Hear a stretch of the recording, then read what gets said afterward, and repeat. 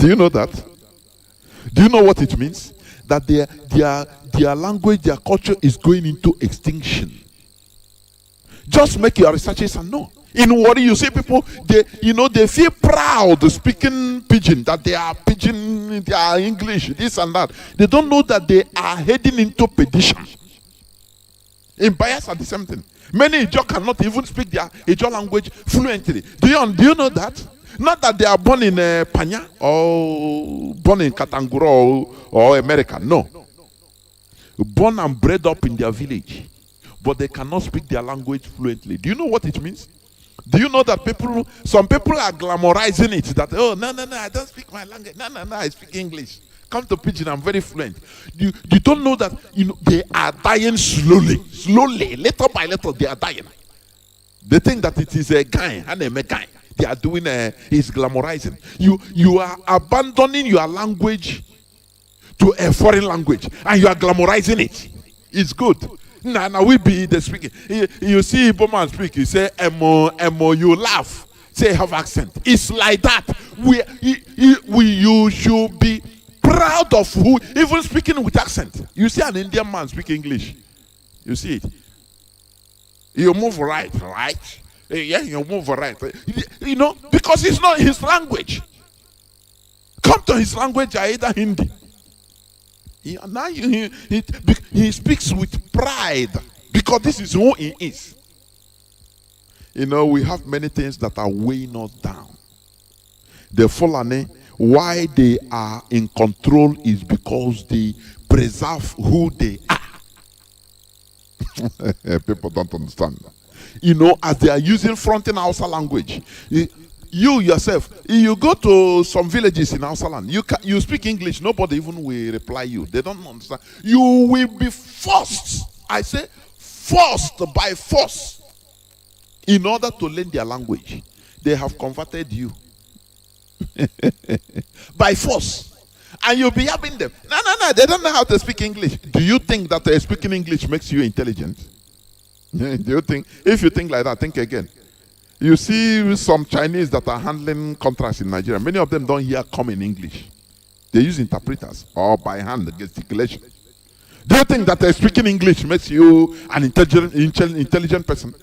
You are promoting English, English. It's not your language, it's not your culture. Do you understand? But we misunderstand all these things. That is where our problem lies. We think that by wearing suit in 45 degrees Celsius temperature, that Britain will love you. They are just seeing you as an animal, an ape, a slave. You want to be like them. Where is your culture? Where is your tradition? Where is your language? These are food for thought. This is what our leader, the awareness he has created in us. So that all those things we are thinking that, we are on top because we can speak nice English. Even I cannot even speak Igbo fluently. That is rubbish. You are dying slowly. You don't know that you are dying slowly. Englishman will be watching you with disdain. They respect who keep their culture like the Fulani, like the Hausas even. They respect them. Do you understand? They respect them more than you. You that is trying to be like them. When you speak, you turn your tongue like them. They look at you as a slave. So you don't have a culture, you don't have tradition. You want to just imitate me. You are my slave. Come on. They shit inside your mouth and you take it. You are forced to take it. You want to be like them. Oh yeah, now. This is what we have been fighting in this hallowed platform. Exposing, opening the eyes of our people. Making sure that we get things right. I say in no distant time, in few minutes, I will be joined by a cross-section of the DOS, please. A cross-section. A cross-section with members of the DOS. So let your question continue flowing in, please. And we must continue. We must continue.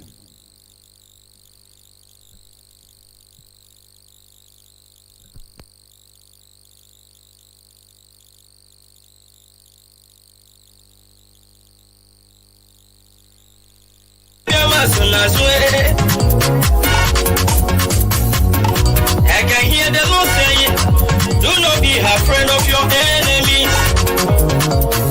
The Boko Haram you see today, you shall see them no more. Hausa Fulani jihadists, you shall see them no more. Says the Lord Almighty, I am with you. We must get to the promised land. The promised land is called Biafra, the land of rising sun. Obodo Chukwu gọziri agọzi, obodo Chukwu chọrọ mma, obodo Chukwu mere eze. Anyị tigbuo Awụsa dị n'amarụ Chukwu, tigbuo ha, zọgbuo ha, zona ha. Ka anyị tigbuo Awụsa dị n'amarụ Chukwu, tigbuo ha, zọgbuo ha, zona ha. Ka anyị tigbuo Awụsa dị n'amarụ Chukwu, tigbuo ha, zọgbuo ha, zona ha. Ka anyị tigbuo Awụsa dị n'amarụ Chukwu, dị n'amaghị Chukwu obi ama.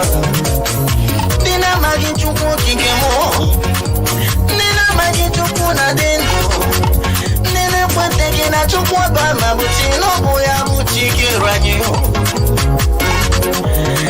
Kani siwa uka, Nena maro Chukwu, Nena kisiala nyarusio, Nena magi Chukwu abia, Nena magi Chukwu kikema. Olambe, Mona wanda gerao. If I do not like you, Maka Ireko, Ojirai, Otwaka Bibi, human right, Joriti Radio, Nyarota Tokoraja, Otwaka Wazurike, Joriti Radio, Nyagulo Jonathan, Mana Chineke Abie, Imana Chukwoki Kenadin. Onye nyere anyị Nnamdi Kanu, Joshua of our time. Nnamdi wetie mkpu n'ọkọnụ, si Chukwu abịa ma ị ga-ama ome. Ka mụ ga-eme n'elu ahụ, ka mụ bụrụ onye nwụrụ anwụ, ihe bụ ihe Nnamdi bụ. Nnamdi Kanu Chukwu gọzie. Nnamdi Kanu Chukwu gọzie gị o. Nnamdi Kanu Chukwu gọzie gị o. Onye amụma nke anyị o. Ụwa zuru ike, sọgbuo ya n'ikpere. Rocha Sokorota o, sọgbuo ya n'ikpere. Goodluck Jonathan, sọgbuo ya n'ikpere. Bilie human rights, sọgbuo ya n'ikpere. Sọgbuo Ekwensu n'ụkwụ n'elu ụwa. Degbuo ya o, n'ekpere o. N'aha Jizọs Biafra ga-abịara anyị. N'aha Chukwu abịa. Onye ọbụla si na Biafra gaghị abịa. Ewo nwanne m, zọgbuo ya n'ekpere. Ọya ka ije. Enyimba enyi. Nzọgbu. Enyimba. Nzọgbu nzọgbu. Enyimba enyi. Nzọgbu. Enyimba. Zọgbu Buhari. Enyimba enyi. Nzọgbu. Enyimba. Zọgbu Sanusi. Enyimba enyi. Nzọgbu. Enyimba. Nzọgbu nzọgbu. Enyimba enyi. Nzọgbu. Enyimba. Zọgbu Tinubu. Enyimba enyi. Nzọgbu. Enyimba. Zọgbu Hameji. Enyimba enyi. Nzọgbu. Enyimba. Rocha Sokocha. Enyimba enyi. Nzọgbu. Enyimba. Ọdụzọ Kalu. Enyimba enyi. Nzọgbu. Enyimba. Zọgbu British. Enyimba. Zọgbu British. Enyimba. Nzọgbu. Enyimba. Nzọgbu nzọgbu. Enyimba. Nzọgbu. Enyimba. Zọgbu Fulani. Enyimba. Nzọgbu. Enyimba. Ụwa zuru ike. Enyimba. Nzọgbu. Enyimba. Nzọgbu nzọgbu. Enyimba. Nzọgbu. Enyimba. Zọgbu Epeluga. Enyimba. We are soldiers, soldiers of Biafra. In the name of Chukwu Abịama, we shall conquer. We are soldiers, soldiers of Biafra. In the name of Chukwu Abịama, we shall conquer. We are soldiers, soldiers of Biafra. In the name of Chukwu Abịama, we shall conquer. We are soldiers, soldiers of Biafra. In the name of Chukwu Abịama, we shall conquer. We are soldiers, soldiers of Biafra. In the name of Chukwu Abịama, we shall conquer. We are soldiers, soldiers of Biafra. In the name of Chukwu Abịama, we shall conquer. We are soldiers.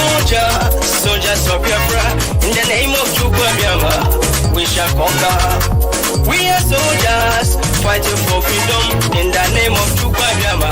We shall conquer. We are fighting for our motherland by the grace of Chukwabiyama. We shall conquer. We are soldiers fighting for our rights in the name of Chukwabiyama. We shall conquer. We are soldiers, soldiers of Biafra in the name of Chukwabiyama. We shall conquer. We are soldiers, soldiers of Biafra in the name of Chukwabiyama. We shall conquer. Come to Manujo, Wago and Area here. Ihamuru or Ritogologo. Unyo Tabi Arabia Nesia, we Pukunokolu with you. Heroes fight like Biafra soldiers. Here, Bunyo Tabule. No.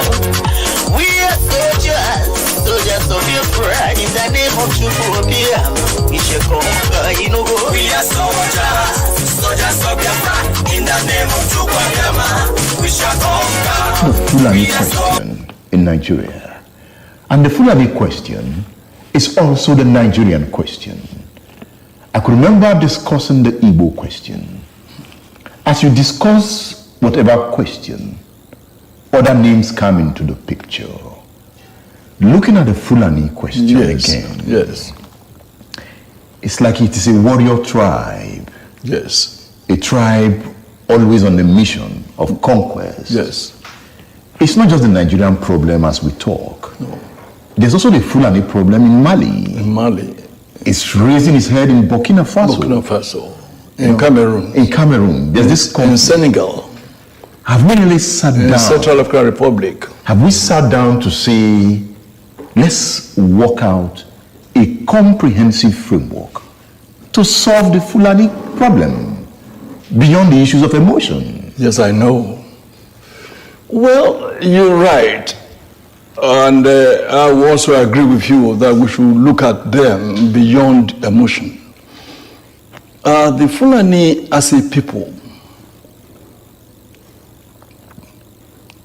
may have come from the union between the Berbers and some remnants of down south of the Sudan, that area and so on, intermarriages and so on and so forth.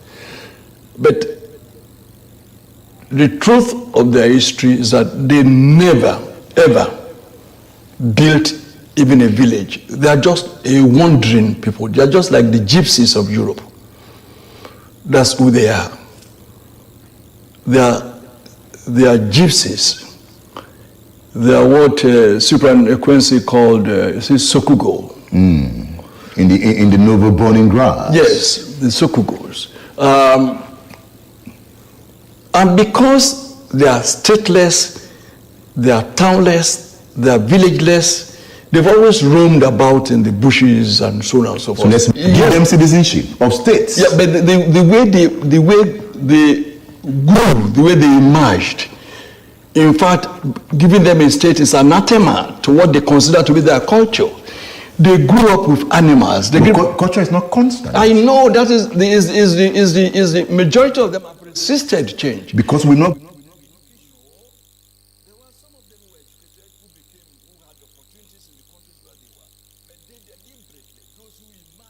Educated, preferred having their majority still being underdogs so that they could continue to exploit them and use their state, the state of their being, to take advantage of the larger communities which those who have now escaped from these bushes are now settled. I'll tell you what they're doing.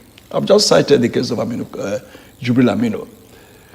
And Aminu Kano, a Hausa man, fought this something to ground. He was, Aminu Kano, God bless his soul, or said, look, let us rehabilitate these Fulanis. Let's give them a space. Let them be somewhere. But the thing is that those of them that emerged, like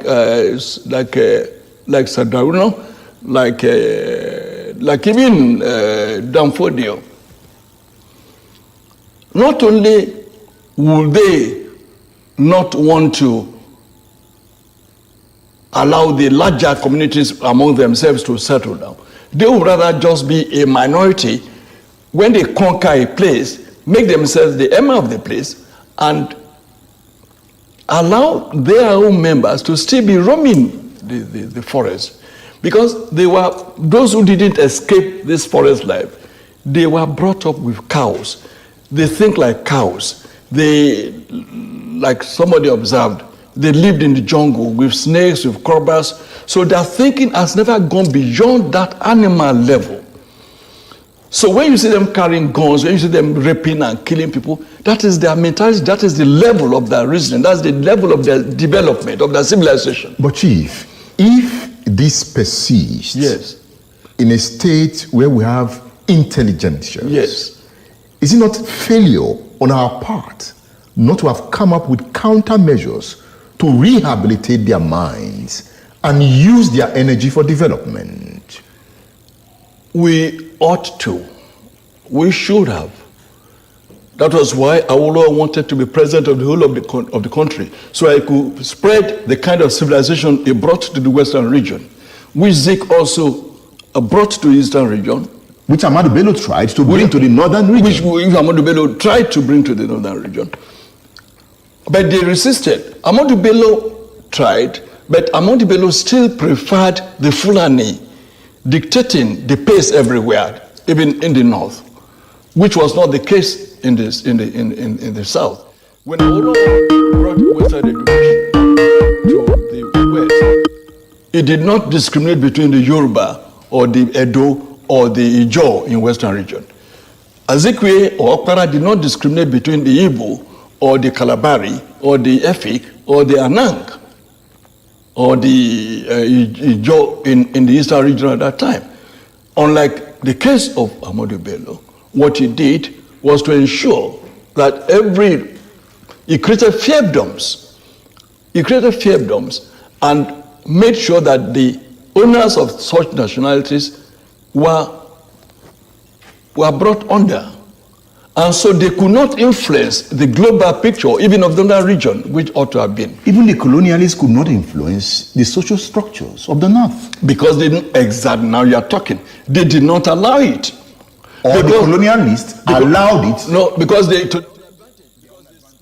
colonialists realized that they could not take an Igbo man for granted. They could not take a Yoruba for granted. They could not take an Ijaw man for granted.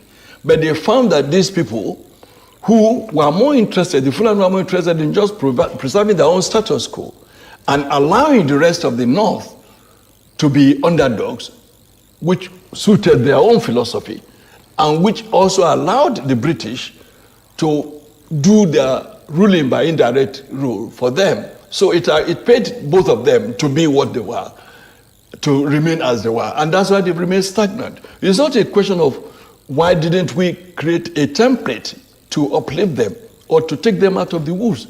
It was because, one, they say it is their culture. Two, it pays their leadership, the few that had escaped from the bushes, to subjugate the rest of their people. Is religion a problem here? The average Fulani person is not a religious animal. We have so many friends among them. They drink, they fornicate, they do all the things that all human beings do. So it's not a question of religion. There's no question of anybody being truly a Muslim there. You know, I knew a chief judge who was supposed to be leading Muslim prayers, who anytime he came to me in my official residence, he would put a brandy or whiskey in a mug and be drinking, and they will smoke and all that. So I don't think it's religion. When they started this Sharia, how many of them are obeying the Sharia? How many of them? No, not none of their leaders. So it's not religion per se, but they use religion to deceive people and say Hausas were not Muslims at all. So they say, well, let's give you a superior religion, we'll give you Islam. But that didn't apply to the South, because we've had Muslims in Yoruba land even before 14th century. So truly what we are fighting against, or what is going on, is clash of culture. And civilizations. And civilizations. That's right. Not really the Fulani versus the Igbo, or the Fulani versus the Yoruba. No. It's clash of civilizations. Yes, clash of civilizations and clash of cultures. Yes, you're right. That means we have not really integrated as a people. Never. We have never been. So the word the Nigerian people is a fallacy. Is that what you're saying? Yes. Because, again, in those days, you would say, there have Welcome back. This is Radio Biafra House of Service coming to you via Radio Biafra London. My name remains Mazi Chinedu from Alu province of Biafra land. As I've said to you more than 1 hour ago, that today is going to be a special session. And I have seen that many of you have been sending your questions, which I will also call the number again for the last time. If you have any question, please, no calls, please, because today there is not going to be any calling. Therefore, you should send your questions on this WhatsApp and Signal line, please. +61 405 142 547. I repeat, +61 405 142 547. And already I am here with a cross-section of the members of the DOS, the Directorate of States of the Indigenous People of Biafra. Therefore, I will hand over the mic to the Directorate of States of the Indigenous People of Biafra. Please welcome to the program. The microphone is yours now. Please, over to you.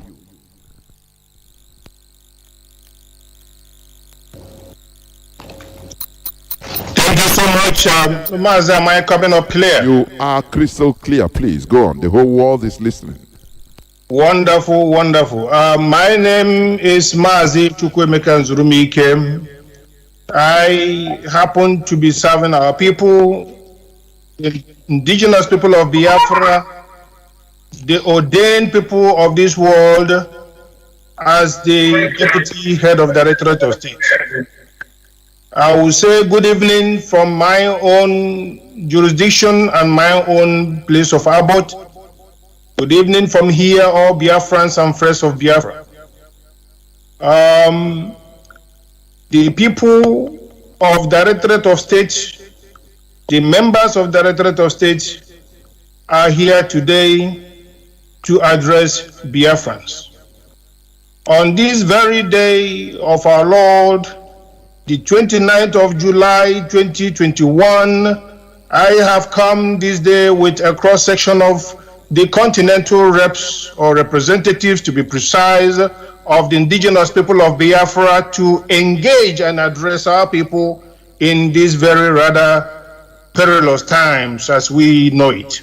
Meanwhile, let me pause to say glory and adoration to our Creator, Chukwokika Biama, the head of all our lives, the head of the indigenous people of Biafra, the head of all the clans of Biafra land, and indeed the head of Onyendunam de Kano or Hamadike as we know him, the holy God of Almighty, the holy God Almighty of Biafrans and of mankind.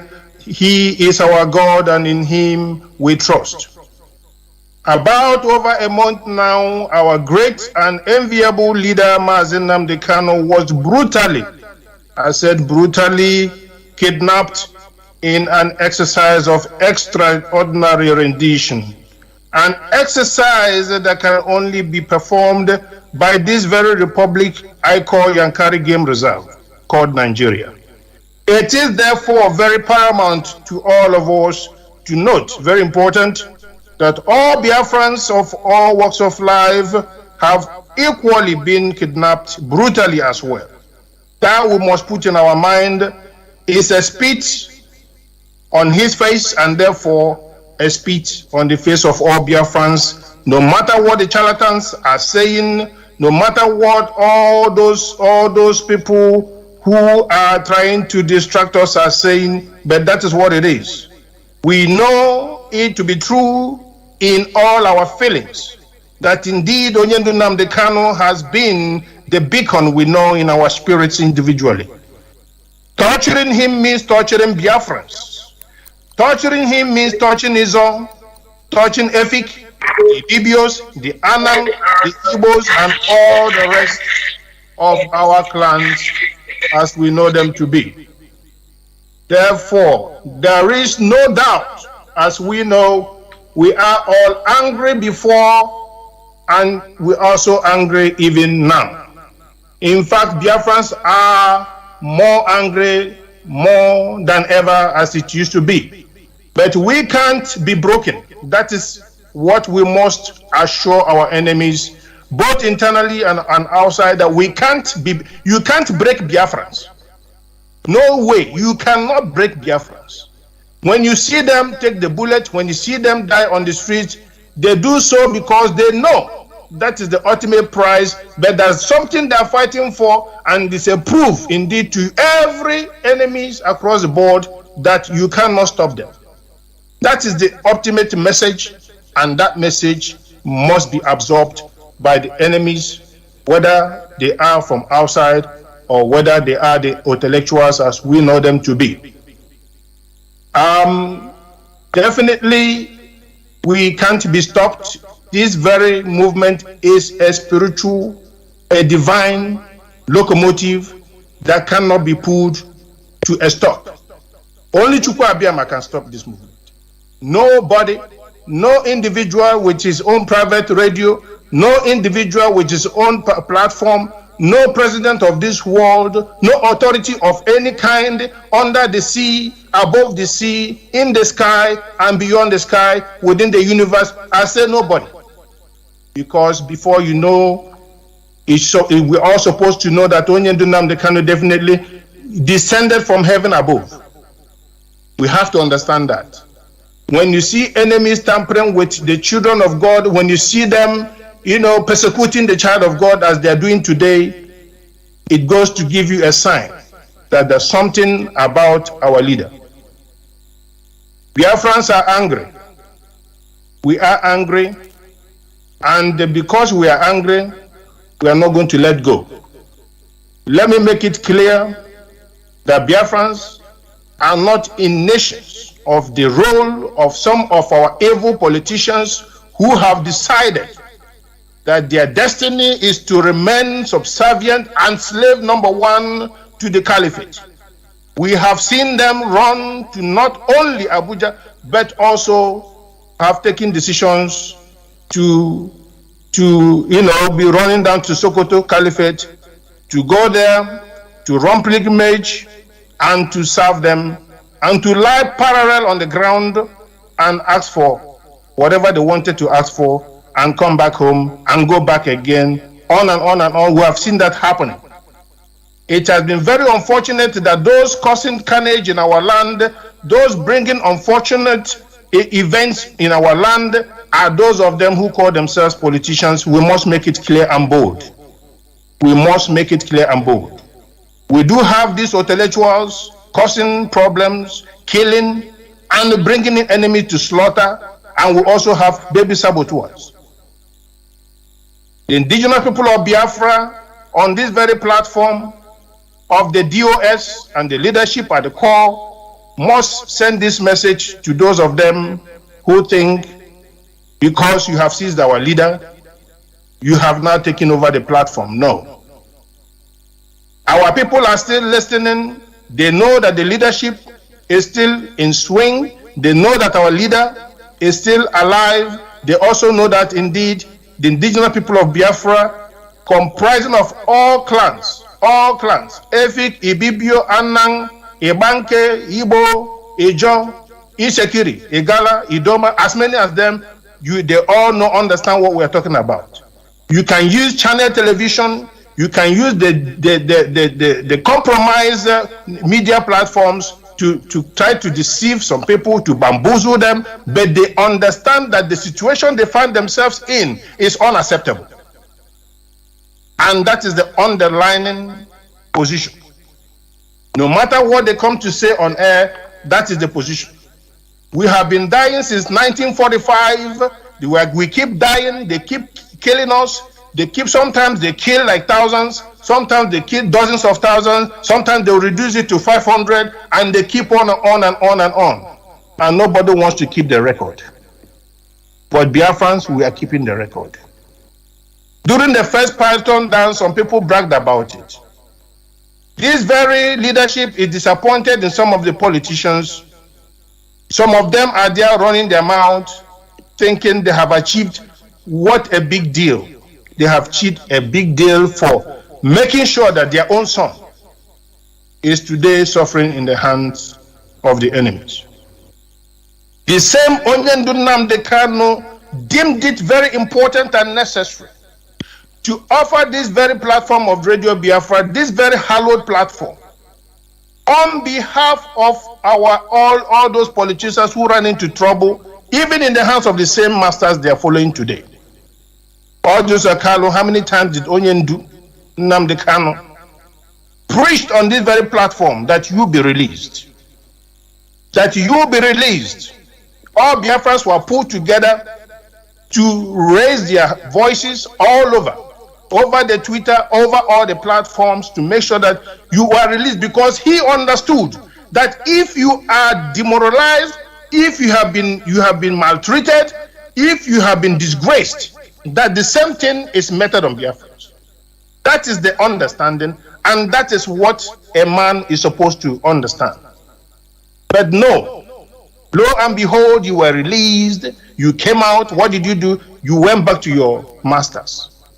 They were discussing on the platform of the zoo parliament about how to, which choices they can take as per, how to evaluate the choices of election, how to operate it, which means to count the votes. Is it going to be electronic or non-electronic? But of course, the one that offered them looting and criminality was always the choice. They went for it. You, or Joseph Carlo, you said yes. You want to support your masters to rig election. Not only that, since Onyendu was seized, or Joseph Carlo, you came out to disparage our leader, to talk bad about him, to support the enemies to continue doing what they're doing. The same thing across the board. People like Wike, people like Hope Uzodinjo. We want to mention you people because that's what you people are. We have to mention you guys. We don't want to hide it. We know the enemy. We know that's clear. We know, to everybody knows, is quite okay. Everybody knows what enemies, the very general enemies we have. But the enemy internal, the internal enemy, those internal enemies, we are also worried about you. And so we call you out. As simple as that. So those of you who have called for Python Dance 1, that claimed dozens of thousands, Python Dance 2, that claimed dozens of thousands of Biafrans, some of them poured acid upon, some of them vanished in mass graves, and some of them were just destroyed and then somehow gotten missing till tomorrow. We don't have their traces. And then not only that, you recently brought in the Janjaweed of the Futajalon Mountain to come down again to Imo State to pick up our youth on the streets, both those who are in the struggle and those who are not in the struggle. Put all of them in your wagons and went and then destroyed the lives. The indigenous people of Biafra has taken note of this. The DOS has taken note of this, and we have this on our record, and we are saying the day of reckoning is fast approaching. We are using this very platform, this very opportunity to say the best thing you can do to the zoo, the best thing you can do for yourselves, all of you intellectuals and baby saboteurs, is to make sure that our leader is released unconditionally. Our leader must be released unconditionally because he committed no crime, because he's only asked for his own right. The right he has is the right for self-determination. And that same right is what we're all asking for, and that's all we are exercising. You have subjected us to zero subhuman beings, and that some of these so-called politicians are not ashamed of themselves for not being just only second-class, third-class citizens, but subjected to a humiliation of the last order. That today you cannot open your mouth and speak as a Biafran, no matter which clan you belong to. This, for this generation, is unacceptable. In as much as we are all piloting this very platform by the grace of Chukwu Okabiam, we are not going to accept it. And because we are going to have, of course, consequences following this very attitude towards us, there are going to be consequences, definitely. The indigenous people of Biafrans are not going to fold their arms and watch the Janjaweed, stampeding upon us and descending upon us at their will. We are not going to accept it. We are not going to accept it at all and at all. And therefore, there will be consequences. The first step we're trying to adopt is that of ghost town. And when the time comes, we are going to say, everybody, the same way you know it is the same way you know it today. The same way we followed it as our leader was physically available is the same way we are going to follow it as well. Everybody must cooperate, because you have to understand, we are all in this mess together. We are all in this mess together.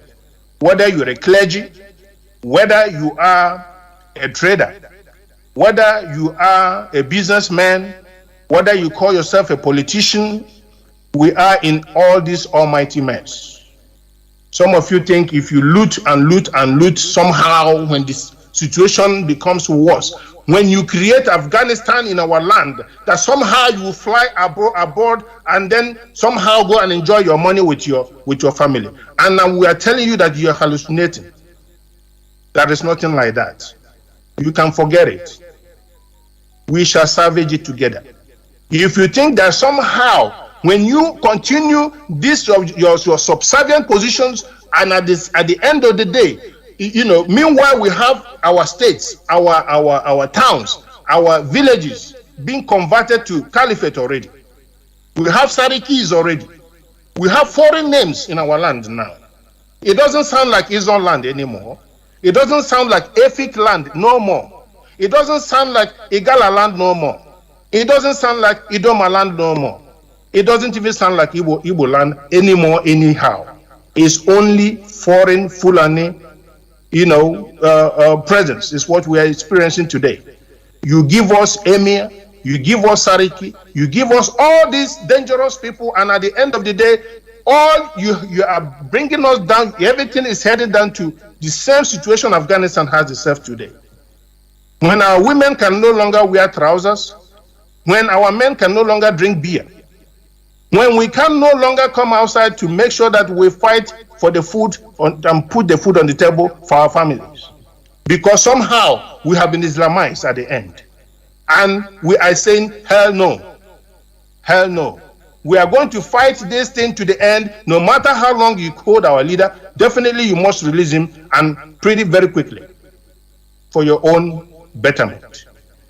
And in fact, the following, I'm going to say that others are going to be coming from this very platform, Radio Biafra, just like our leader said it, Onyenduma Nnamdi Kanu. Anything you don't hear on Radio Biafra is not supposed to be followed.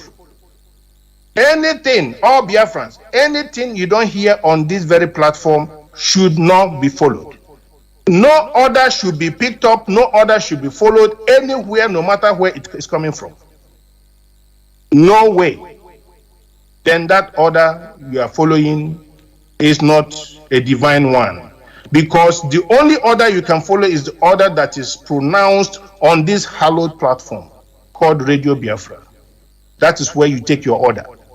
And that order can come from the head of the Directorate of State, it can come from the deputy head of the Directorate of State, it can come from any appointed member of the Directorate of State to come and disseminate some information or to propagate certain messages or to convey certain messages to our people.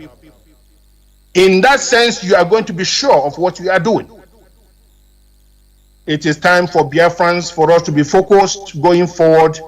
It is time for us to avoid all the shenanigans being played all over the board.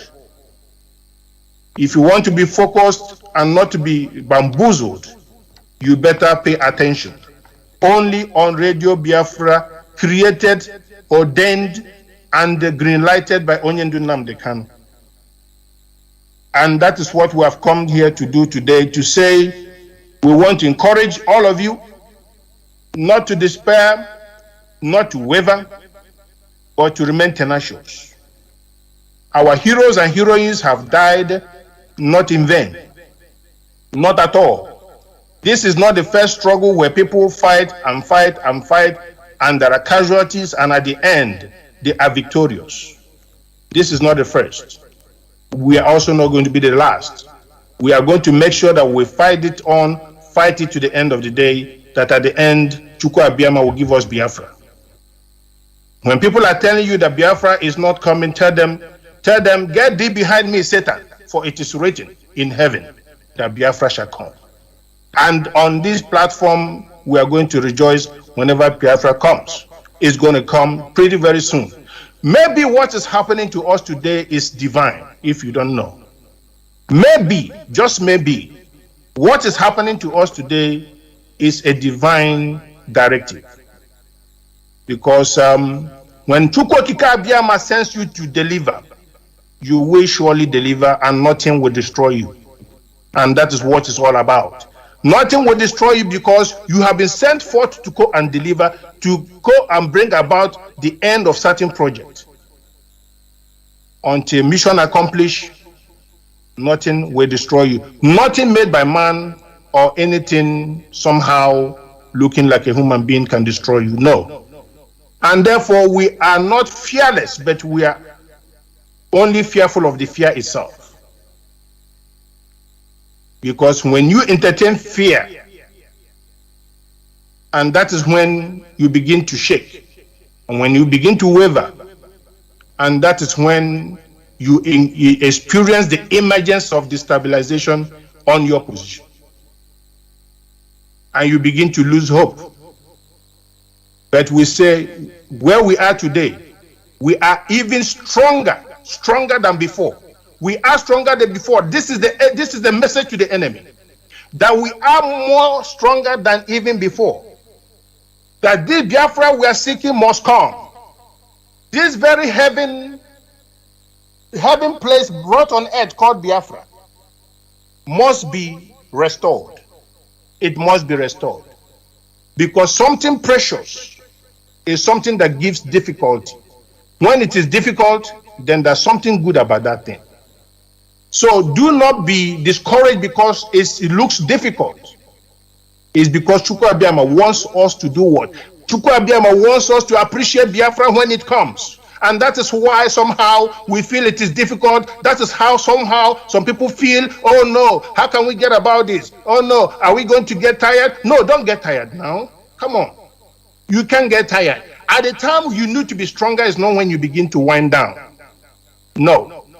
This is the right time for us to double our efforts. This is the right time for all hands to be on deck. This is the right time when the message echoes from this platform that everybody must go into their rooms, that there will be lockdown everywhere, that people will now follow suit. This is the right time. Do not want anybody to come and persuade you. Try your best to make sure that you instill this very feeling in you that is good for all of us. Because otherwise, the next thing you will see is the conversion of any cathedral in your town into an almighty mosque. That is the agenda of the Fulani Caliphate. And we are telling them that if you are holding our leader, we are his scholars. If you are holding him thinking you are holding information from us, we are already filled with information. We are well educated on this platform called Radio Biafra. It is a special university, I must tell you. If you hold him, of course you are holding us, but like I said initially, you have not broken us and you will never be able to break us. Because this is an ideology and there's nothing you can do about it. No matter how your silly political dispensation looks like, no matter how you falter it and how you mold it, no matter how you amend your laws and all that, all you have to do is to do the needful. The needful is to give us Biafra. Give us Biafra, you have your peace, we have our peace.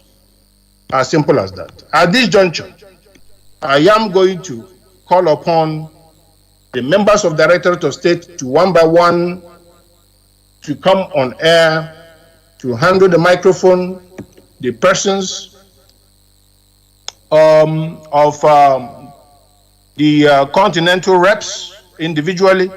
I'm going to go by names, and the continental positions to come on air. I'm going to hand over the microphone to each and everyone to address our people very briefly, and then make your contribution.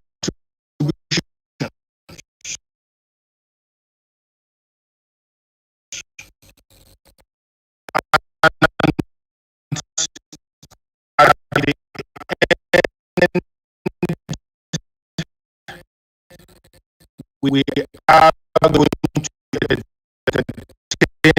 entertain some questions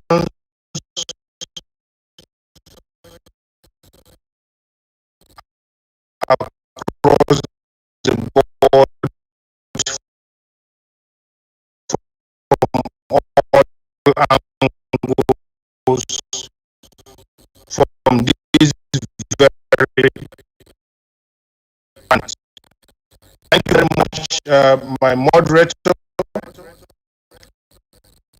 And I would like the next speaker to be that of Mazi Chika from Middle East. He is the continental rep. He will come forth to address our people, and then when he's done, he's going to yield back, and the microphone is going to be moved to the next person in the row. Thank you so much, Mazi, at this very point.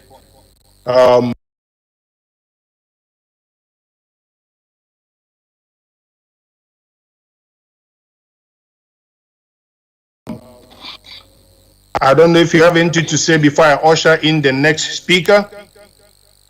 No, I don't think I have. Just let him come in immediately. Continue, please. Mazi Chika, continue. Deputy, I'm here. Deputy, I'm here. All right. Mazi, go ahead, please. Okay. My deputy HOD, Mazi Tony Zurumike. Thank you so much for bringing me in to speak to our people this evening. And thank you, Mazi Jonathan Chinedu, for the work you are doing. It's a selfless service that every one of us is doing. Biafrans, friends of Biafrans, and lovers of freedom. My name is Mazi Chika, and I serve the indigenous people of Biafra in the capacity as the Middle East representative and a member of the Directorate of State. Like our deputy HOD have already said, we are many here today, members of the DOS, because I know many people do not know there are a lot of people in the DOS. We have people from all parts of Biafra land, but today is just the continental reps and the regional reps are coming on air to address our people. We use this opportunity to we shall continue to clarify, educate our people on certain misinformation they have out there.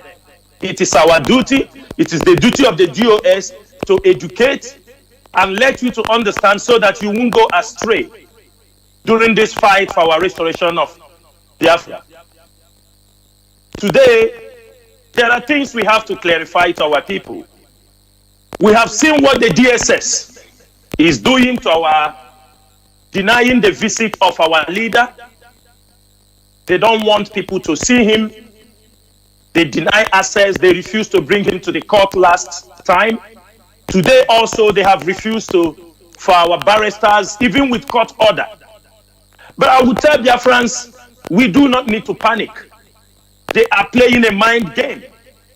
The DSS simply what they are doing is this. They feel if our lawyers have access to our leader, they will be running the IPOB worldwide from the DSS cell. But I can tell you people this, we are making it clear for the DSS. Our leader have laid down a structure. He have laid down a structure.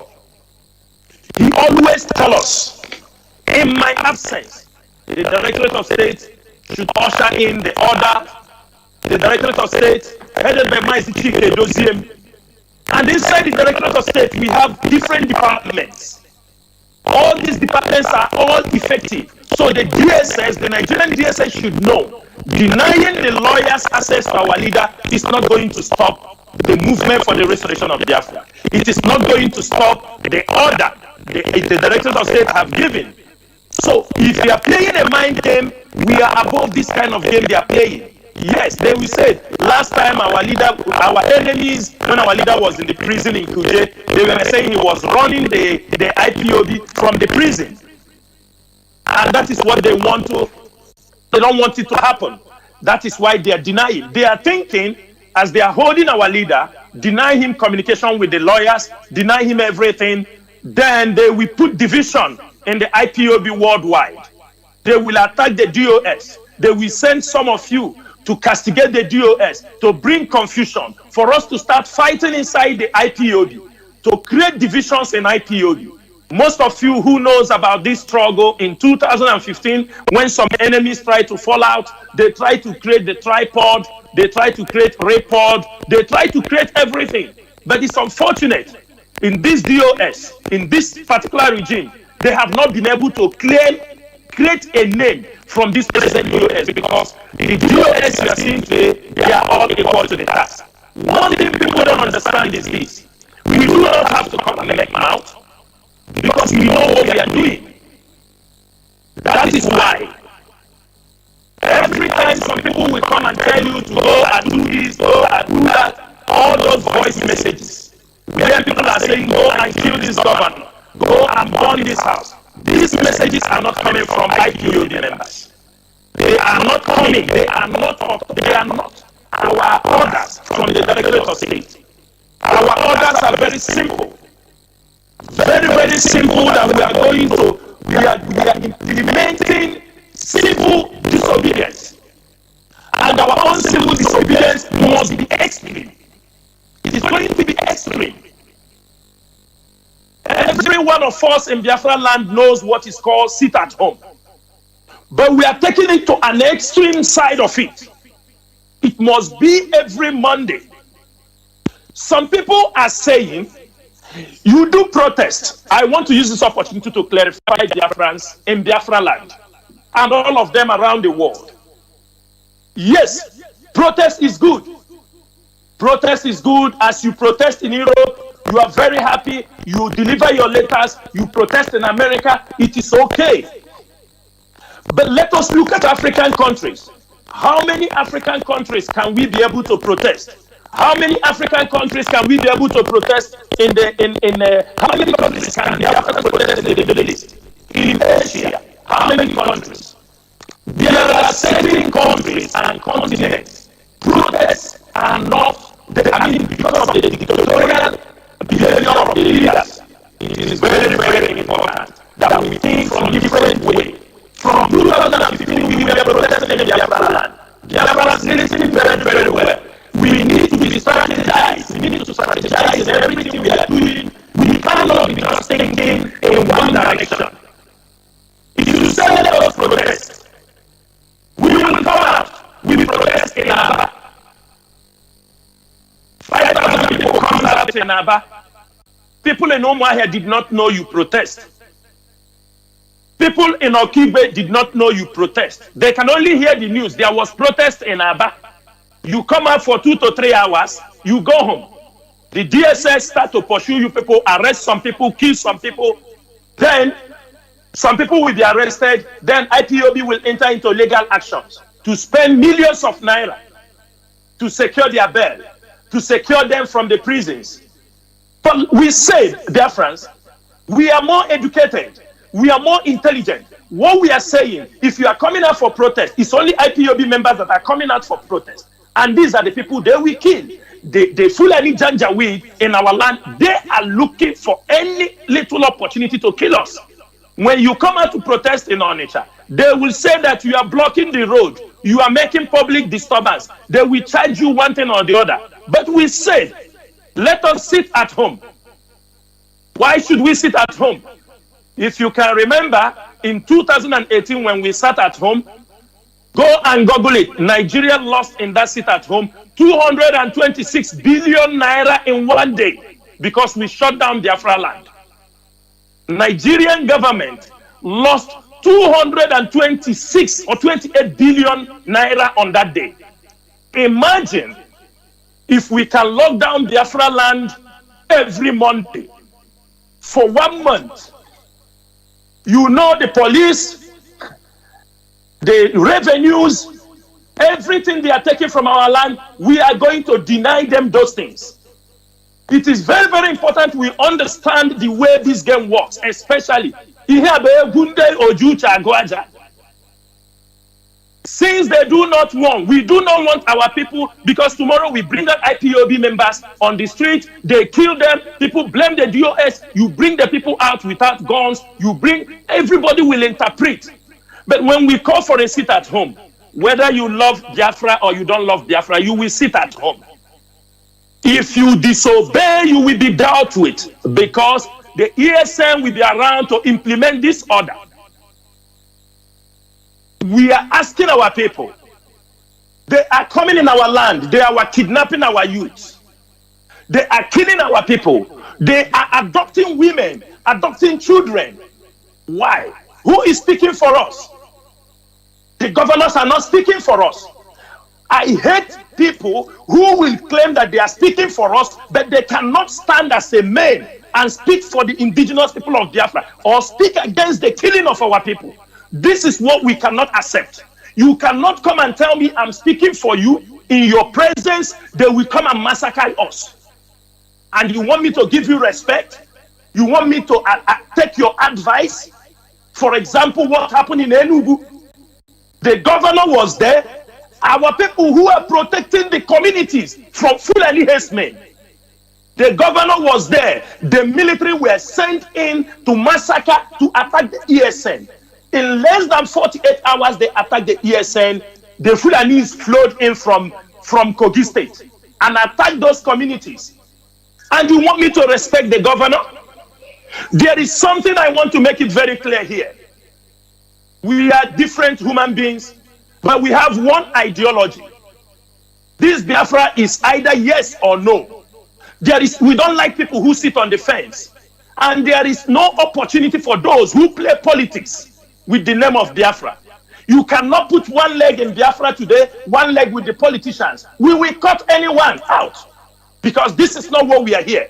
Most of us, we have risked our life, we have sold our life, and we said without Biafra, we are nothing. Without Biafra, we have no future. It saddens my heart to see people running as double agents. You are romancing with the politicians because you are making peanuts from them. And because you are making peanuts from them, you want to decide what happens in IPOB. Because you want to influence our mindset with the advice you are getting from politicians. And we said, no, we won't accept that. Come August 9th, we are expecting everybody to sit at home. If you say you love Biafra, if you say you're in support of Mazi Chika, if you say you want the restoration of Biafra, if you say you are sitting at home, we send a very strong message to the Nigerian government that we are tired of all this rubbish. We are tired of all this rubbish. We have complained, we have written letters, and we are no more. We don't have time to read these letters. And the most sickening part is what? Look at the Fulanis. Look at the Fulanis that are killing us. Look at the small boys coming into our land, attacking our families, killing our parents, attacking. They have no sympathy for whoever they want to attack. And for that reason, these are the whole more reasons why you must sit at home on 9th of August. If they do not release our leader before that night, if they do not give access to our leader before that night, we want our leader released unconditionally. The way they have released Bagzaki, take him to court and release him, there is no case against him. The way they have released this, our 3 Israeli brothers, they smuggle them out to tell them, we don't care how they do it. If they want to send him to UK, we don't have problem for that. But what we are saying is this: you cannot kidnap our leader, hold him, and at the same time deny us. What happened on 26th in Abuja supposed to teach them a lesson. Malami was threatening us that IPOB should not come to Abuja. I hope he saw the video. He saw that IPOB was there. Even though they arrested some of our people, we are not going to surrender. We are not going to retreat. Also, this message I am giving right now is for all IPOB members. The Directorate of States are here. The Deputy HOD is here. And we are saying, if you know you are a coordinator, taking orders from where you're supposed not to take order, it is better for you to resign honorably. Because this Directorate of State, we are not going to tolerate any nonsense. You cannot, because our leader is in detention, you want to disobey the order coming from the Directorate of State.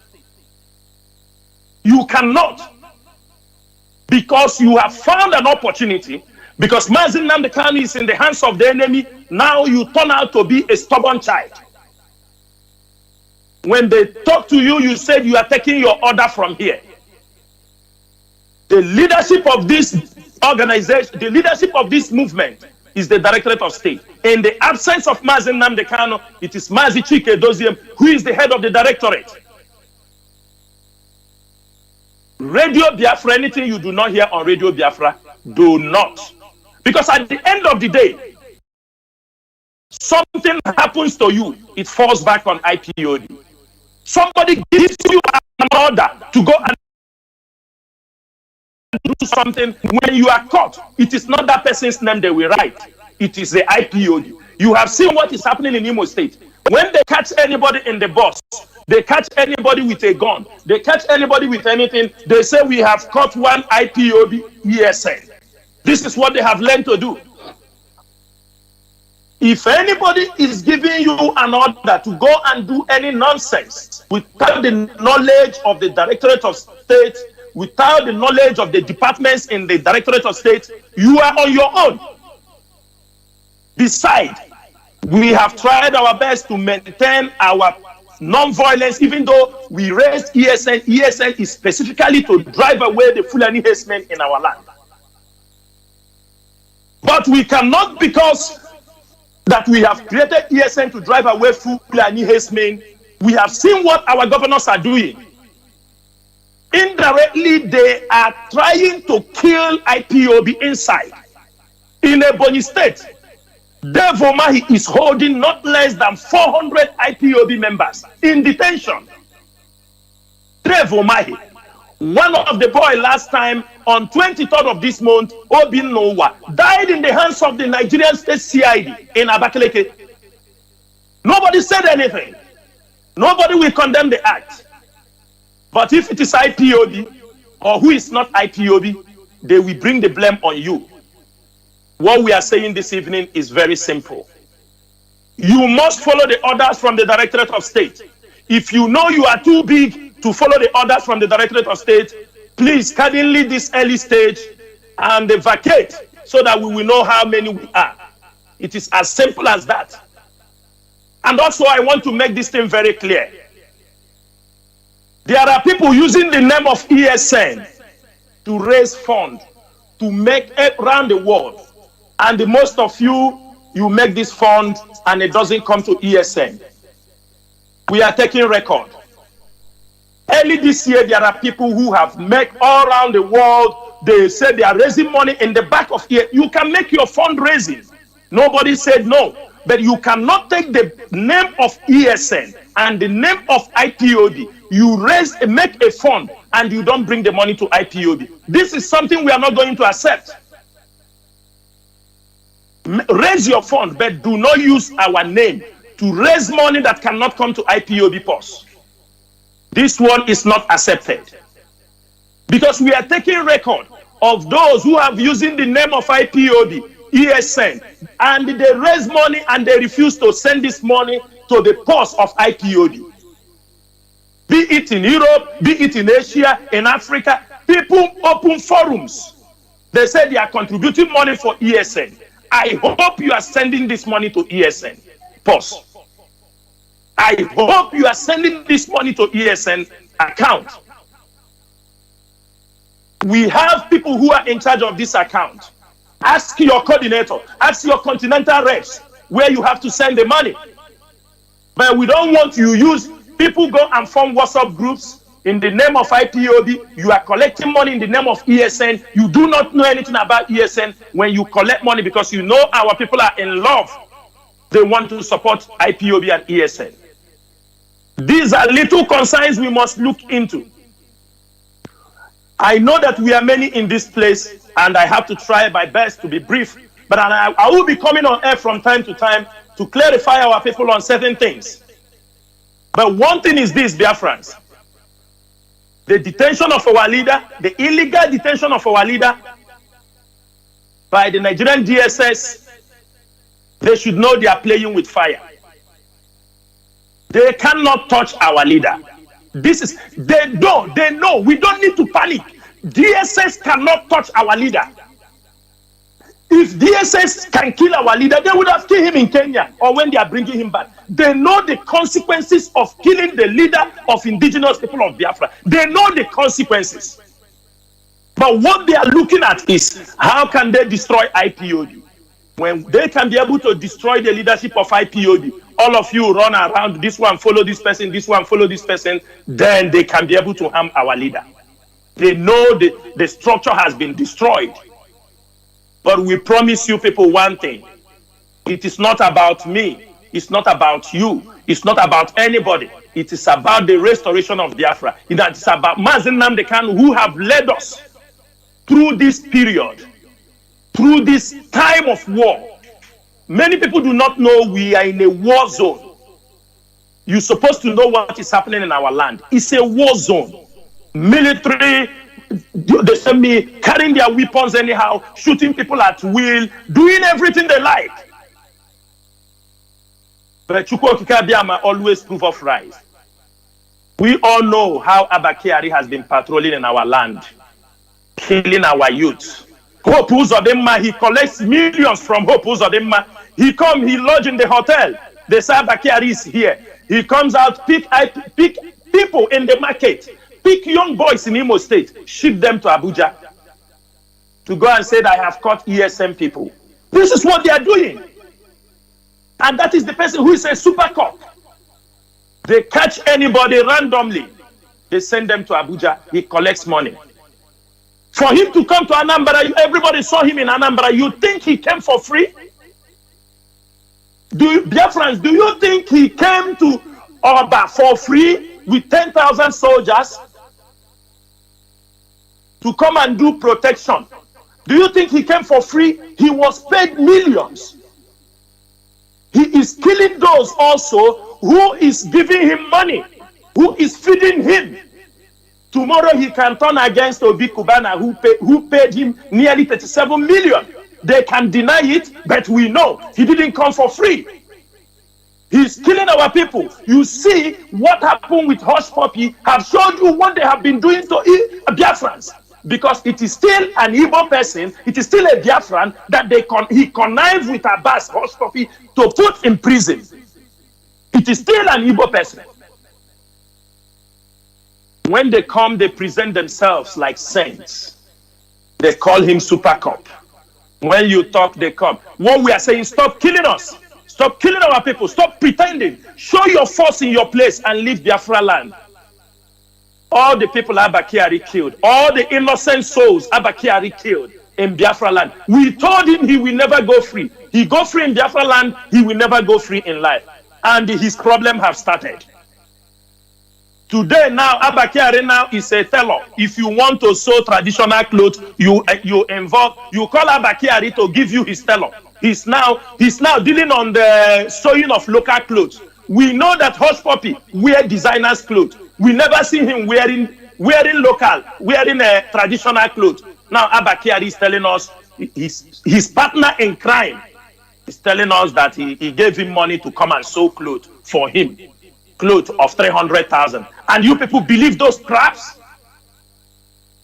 Dear friends, we have to wake up. Those who have come to kill us will be disgraced in our presence. Those who have come to kill us, they will make their Waterloo. Those who have come to kill us, they will never go from Biafra land alive.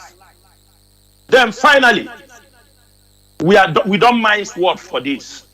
If you're a saboteur, you're a saboteur. If you are a saboteur, you're a saboteur. There is no way to describe it. A saboteur is a saboteur. If you are inside IPOB, it's a matter of time. Those who you are sabotaging, their hands will get on you. It's a matter of time when you cannot sabotage again, your master will get you and put you in prison. There is two ways, only these two ways. When you can't do the work again for them, they put you in prison or kill you. Then when those you are sabotaging lay their hands on you, they will kill you. I have said this thing the other day. A traditional ruler in Abia State have killed more than 10 IPOB members. Catch them with his gang, kill them, and say they are criminals. Nobody is talking in that local government or senatorial zone. They know what is happening. But the day we will lay our hands on them, they will say IPOB is attacking traditional rulers. 10 IPOB members has been murdered by this man. What we are trying is to send Fulani herdsmen away from our land because they are committing atrocities. Most of our people do not know. In Anambra, there were some of our women raped by these Fulanis. They were like 5 of them. I think we got a report they all committed suicide. People do not want to talk these things. In Anambra, Inter-Society have the record. Some of our women raped by the Fulanis, they later committed suicide. People close their mouth. Evil is happening in our land. And people want us to keep silent because you want your master to agree that you are doing something. When they go in the back, they go and open their champagne and say, forget about these stupid people. Those who are romancing with the politicians, they think they can come out to control our mind. They think they can go and come to control the mind of Biafrans. I'm telling them it is not possible. This struggle is a do or die affair. There is no two ways. We are not expecting to fight it. I want to get Biafra when I'm young. Even if after getting Biafra and I am gone, it is all okay for me. Because what we are passing through, we do not expect our children to go through. To this end, Deputy HOD and Mazi Jonas, I would like to give chance for all of my comrades to be able to speak to Biafrans.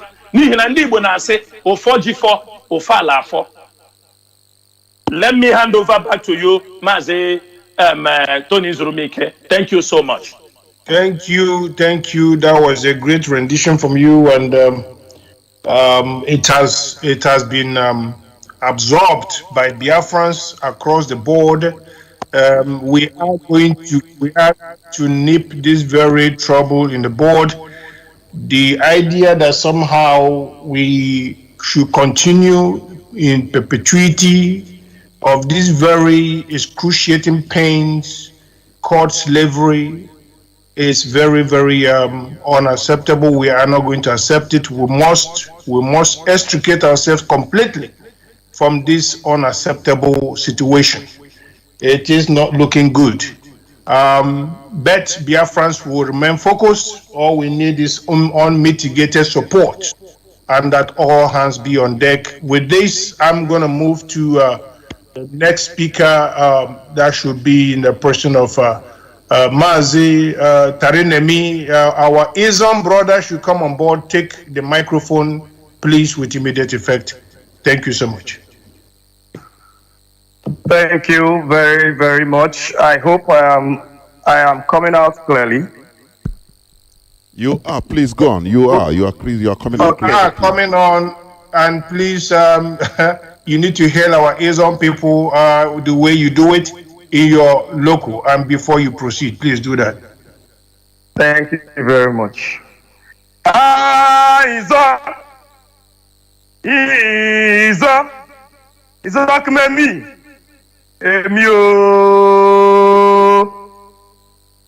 My name is Kimowe Tarinemi, and first of all, before I move on, I want to thank you, Mazi Tony Zurumike, and our host here, Mazi Jonathan. I want to thank you for this opportunity to talk to our people and lovers of freedom all over the world at this point in time. Biafrans and lovers of freedom, good evening from my location where I am. You know, we are in a very sensitive time in our struggle, and it is very, very important that every Biafran understand the times that we are. We have passed through different phases in this movement. We have passed through different phases. We have passed through the phase of enlightenment, where we went forward to enlighten our people on ground, enlighten everybody. After then we got to the phase where we had to begin to counter media for media. You know, all these phases we have passed through, we are still doing them even till today, and we keep moving from one phase to the other, as this struggle advances. And right now we are in the most critical and the most sensitive phase, where every Biafran needs to put himself together and be more focused than he has ever been. Because like some of our brothers here that have spoken, some of my colleagues that have spoken, have made something very, very clear. What these people are after, their strategy is very simple. Attack the shepherd and the sheep will scatter. But IPOB, we have been so trained by our leader, and these structures have been put in place in such a way that even though our leader is not here to be able to give the day-to-day order of things, this movement should be able to move on successfully. That is the essence of the command and control. The command and control was not put in place for jamboree or for some people to show strength. No, the command and control was put in place to ensure that this movement succeeds.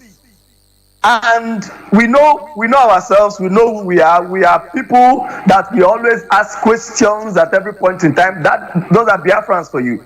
We always ask questions, and when we are not very sure of a particular thing, sometimes we rush into conclusions. But we have to be very, very careful. This is not the time where you rush into unnecessary conclusions of things.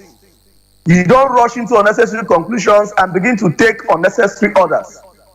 Right now, the order is simple. If these people refuse to release our leader unconditionally on the 9th of August, from on the 9th of August, every Mondays will be ghost towns in Biafra land. Ghost towns every Monday, lockdown, total lockdown, enforced. Now, this is very important. I have noticed some people have been complaining that, won't our people be hungry and blah blah blah blah blah. When you want your freedom, then you must be ready to suffer certain things. There is nobody, irrespective of your position, there is nobody that is in IPOB, that is in this movement, that have not sacrificed one thing or the other. For you to be in this movement, it is obvious that you have sacrificed something. Even Biafrans that are not in this movement have also sacrificed something. Why? Because of the ultimate goal, the restoration of Biafra. When the order is given for people to sit at home, before we even got to the extent of lockdown, when the order is given for people to sit at home, IPOB members and non-IPOB members that are Biafrans sit at home. That day that you sit at home is a sacrifice. Now, at this point in time, this sacrifice, you have to take it to the next level. If you are not a billionaire working for 7 days or doing your business for 7 days, if you do your business, if you do your business for 6 days, you will not die. But that one day, in fact, you can call that day Biafra Day. Every Monday is a day that you must sacrifice for Biafra. You must sacrifice that day for our leader to be free. Because this is a man that has given his life. He has lost his parents. I know what it is to lose a parent. This man lost both parents because of this struggle. If not because of this struggle, his parents would have been alive today. They were very strong. They are not old to the extent whereby somebody will be looking out for their death at any point in time. They were not sick. So nothing would have made them not to be alive today. But because of this struggle, the man has lost his parents and is not giving up. He has sacrificed everything that he has. He has lost his cousin because of this struggle. Because of this struggle, the man has lost everything. The only thing that Mazi Nnamdi Kanu is living for is Biafra. Giving Mazi Nnamdi Kanu a day. But the sacrifice that he has done for all of us is not even enough to give to him. This is a sacrifice that we must, I repeat, Biafrans we must obey this thing to ensure that the zoo come to their knees, that they run helter-skelter and they see that our leader is released unconditionally.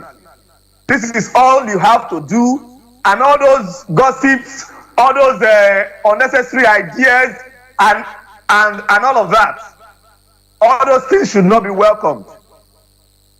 Everyone should follow this order because the order is a very simple thing. Nobody is sending you to your death. What we are simply saying is stay at home. When you stay at home, you are going to cause more harm to the zoo than when you protest on the streets. When you protest on the streets, they are happy because they will find people to release their bullets on. They will find people to kill. But when you are inside the house, they will have nobody to kill. They will have nobody to vent their anger on. And they will be losing things. You can imagine, out of in some months we have 4 days, we have 5 days.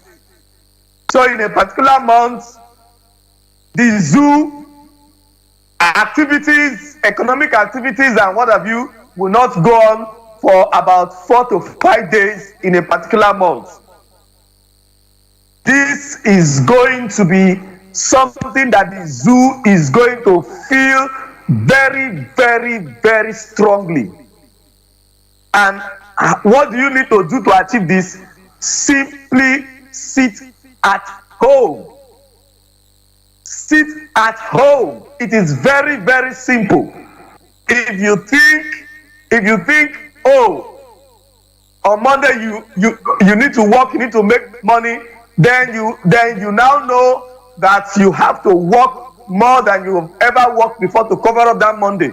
It is very simple. You have to do your business as much as you can for the remaining days of the week to cover up for that Monday. Because on Monday, there is no movement.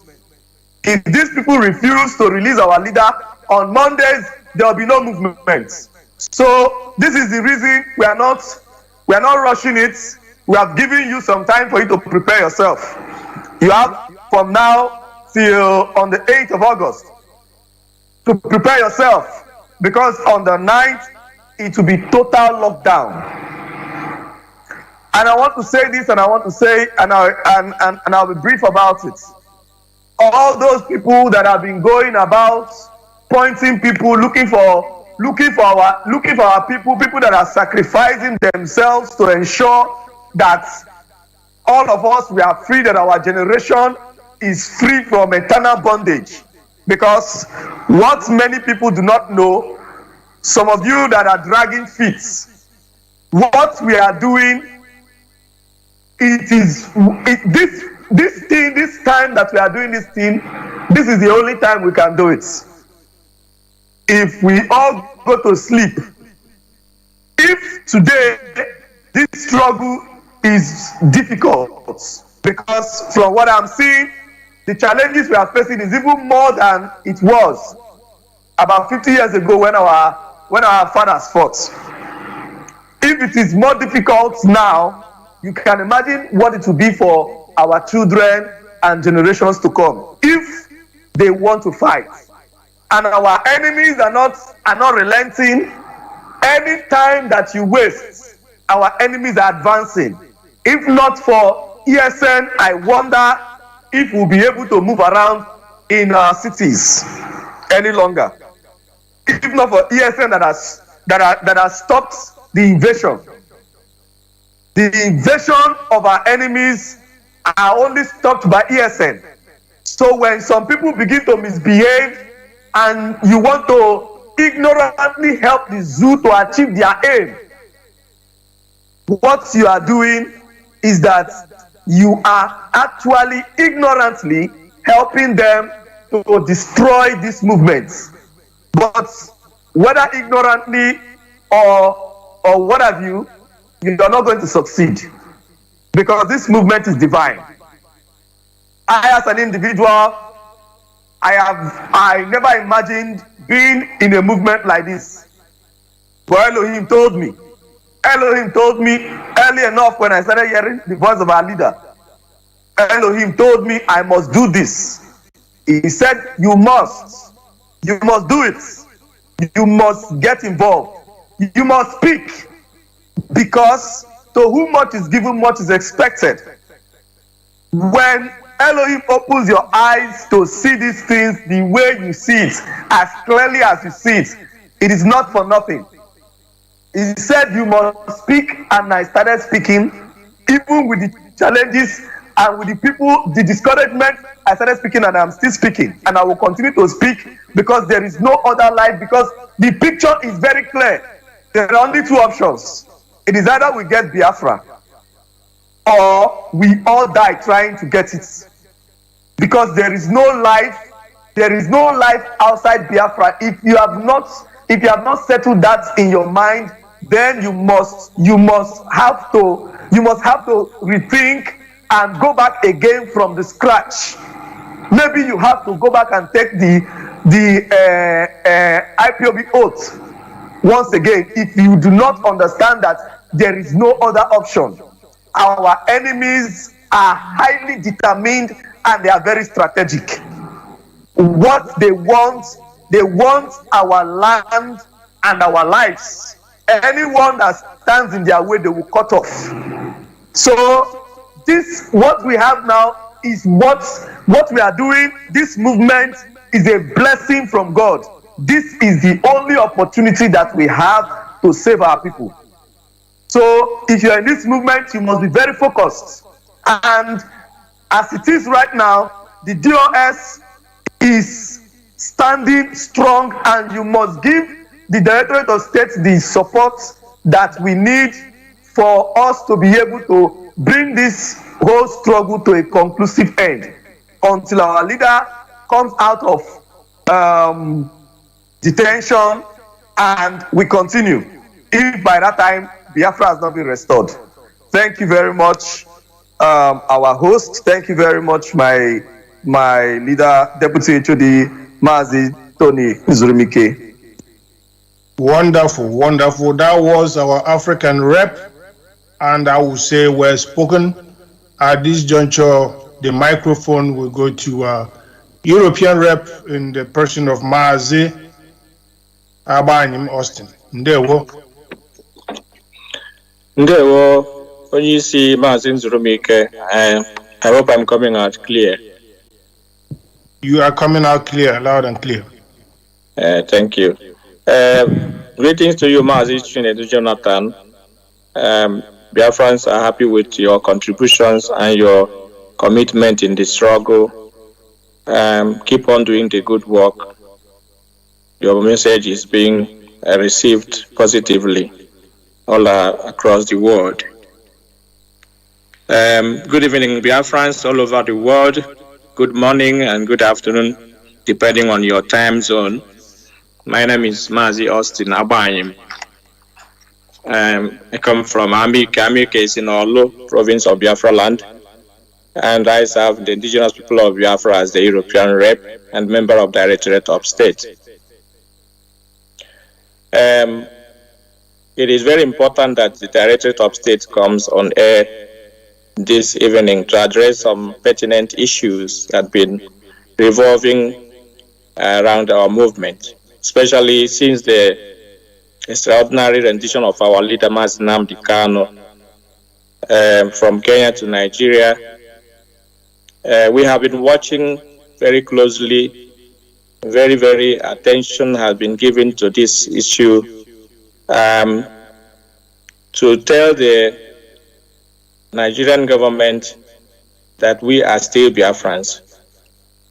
As you have not defeated us 200 years ago, you have not defeated us 50 years ago, you will not defeat us again.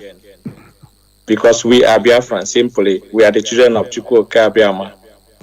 Our movement is heavenly ordained. That's what you should really understand. Our movement, the Biafra Restoration Project, is heavenly ordained. And Nnamdi Kanu is our prophet. Do the prophet of the Lord no harm. The Directorate of State is here to tell you the DSS and their cohorts, even the saboteurs among us, that IPOB has a solid structure, an impregnable structure.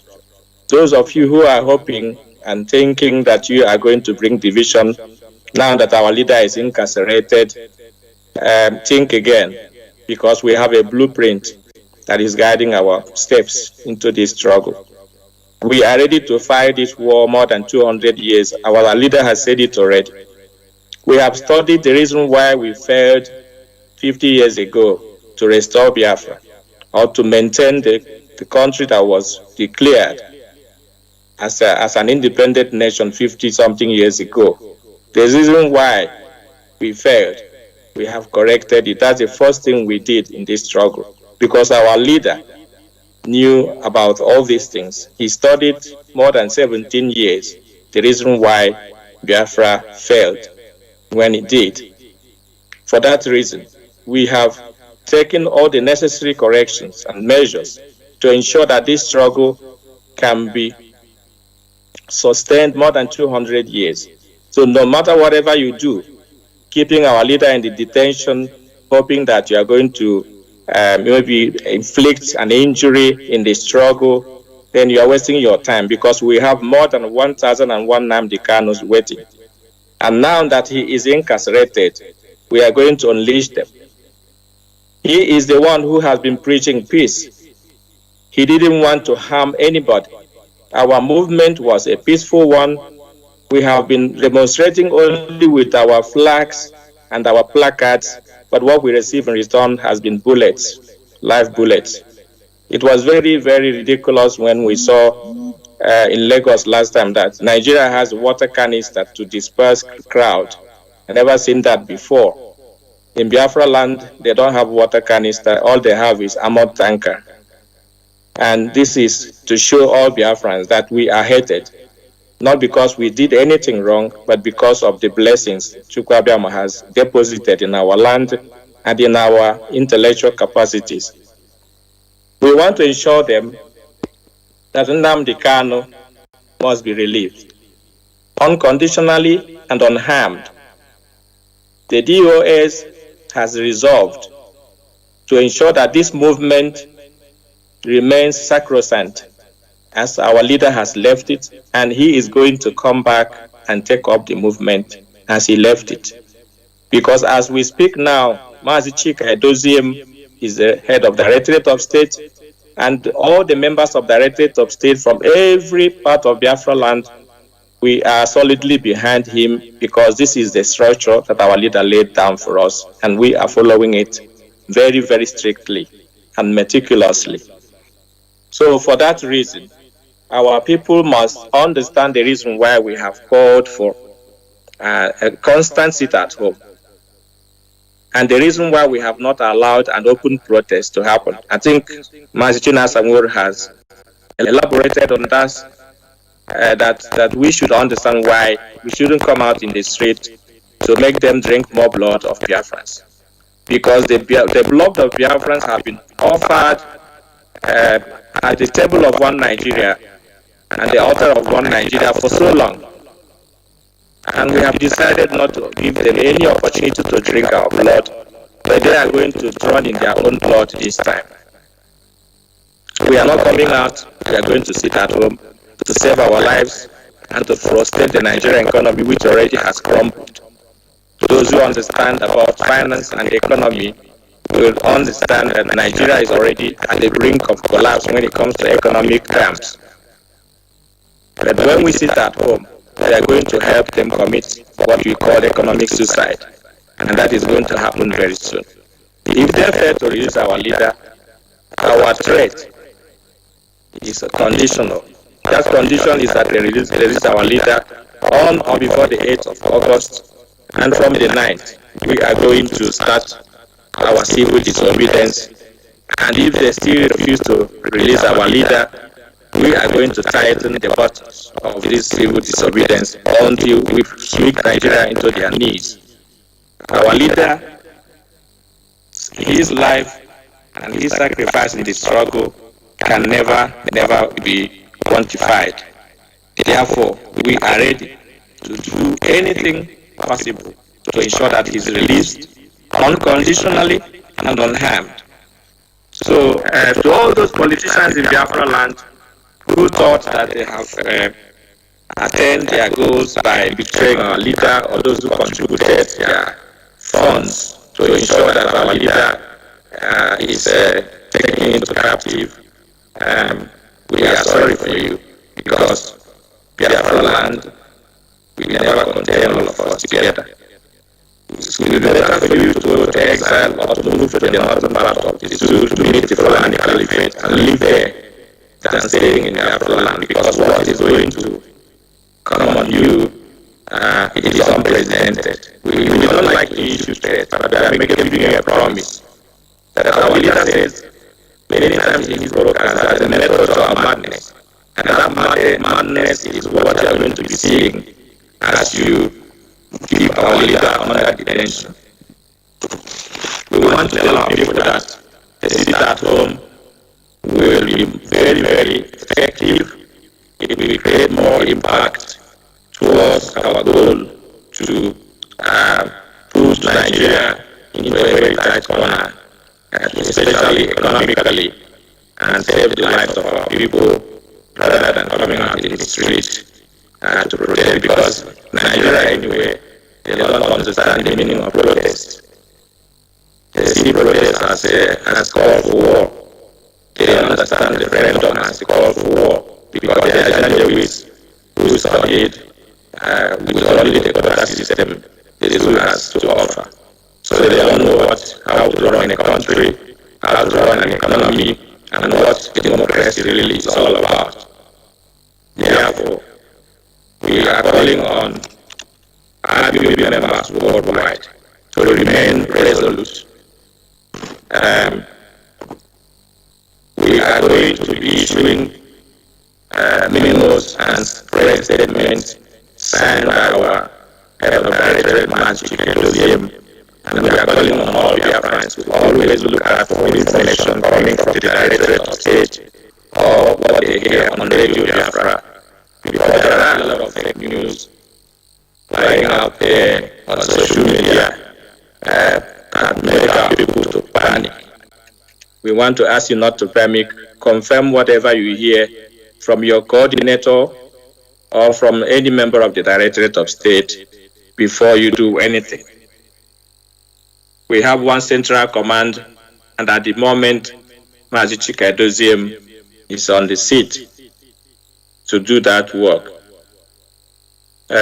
We are also telling our people that everyone should be very, very cautious with whatever they do, whatever they eat, because our enemies have different strategies on how to harm our people, even food poisoning, kidnapping, and so on.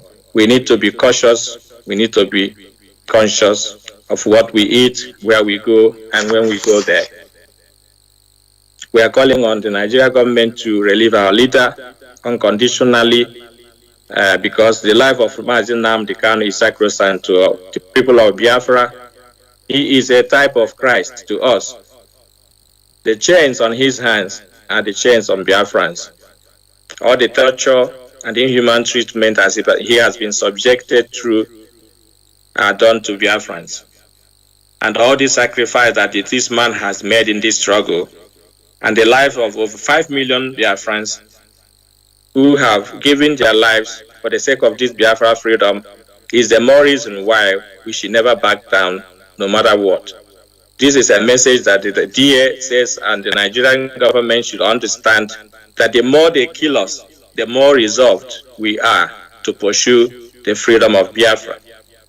Killing our people is even giving us more motivation to fight for this struggle. So arresting our people and killing them, you are making great mistakes, because you are rekindling the pains of the loss of lives. Because in our land, lives is very sacrosanct, and that's why we call it Mandu. We call life Mandu.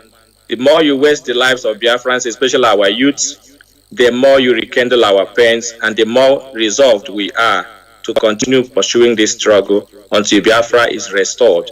And we promise you that it's not going to be long anymore. Thank you so much, Mazi Nzurumike and Mazi Jonathan, for giving me this opportunity. I believe Biafrans has heard us, and we're becoming more often on air to address issues regarding the struggle and where we stand. Thank you so much, and good evening from here. Thank you so much. Also well spoken. Let us go to North American Continental Rep in the person of Dr. Okoro. Please, Dr. Okoro, go ahead. Biafrans are listening. Biafrans, this is Dr. Okoro. I am the North American Continental Rep. Good morning, good afternoon, good evening, and good night, wherever you are. I thank our able deputy leader at DOS, Mazi Nzurumike. I thank our host, Mazi Jonathan. I thank all my colleagues who are here. And I thank all of you Biafrans. Yes, we've decided to come, and we'll be coming more often to give you more information. Let me start by telling you, Onyendu is fine. DOS is doing everything that is needed to make the zoo understand we still have our leadership intact. They may think they have our leader. It's like pouring fuel in water, pouring fuel in a burning fire. You've made the biggest mistake of your life. Our sit at home is going to commence as planned every week. And like my fellow Continental Rep said, as it commences and continues, we will tighten it up as we proceed. I want Biafrans to know you are so important in this struggle, and there's no slacking in what is it we are interested in doing and we commit to do, which is the restoration of our nation. We will never go back on that. Not now, not in the future. The danger that faces the zoo is holding our leader. You have to release him unconditionally very soon. We're giving you a date by which you must do it on that or before then.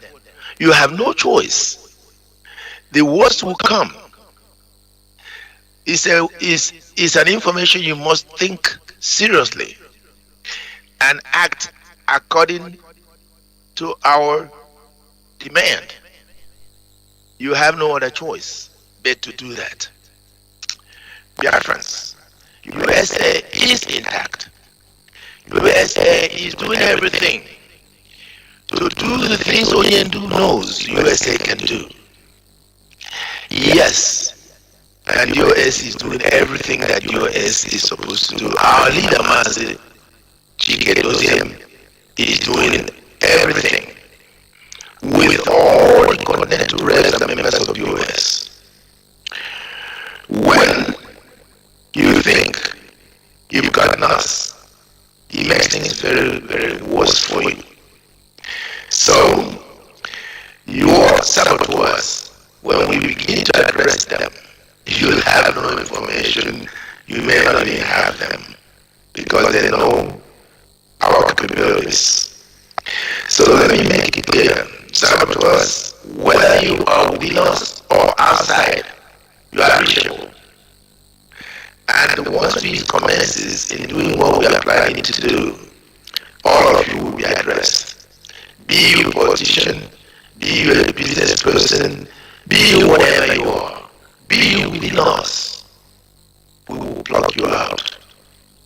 I must block you out. So, let me make sure you understand that our legal team is growing, our legal team is doing the best. We must understand that the only way to resolve this is for you to release Mazi and become, give us a referendum, and we get an election and we leave the contraction. There is no other option. It says, who you tell what is going to happen, if you say human, you must address that. Otherwise, they will face the consequences of their action. They have committed international crime. It will be addressed without looking back. So, as we are doing these presentations, we just encouraging our ESN and everyone who is Biafra, not just ESN or our volunteers. Biafrans we are talking about. Everyone must stand up to this challenge, and this challenge we would crush, and victory will be ours. So please, do the right thing before the death we give you, or you're going to see what we can do. My brothers and sisters, do not let in your effort just do those things you've been doing and do marvelously well.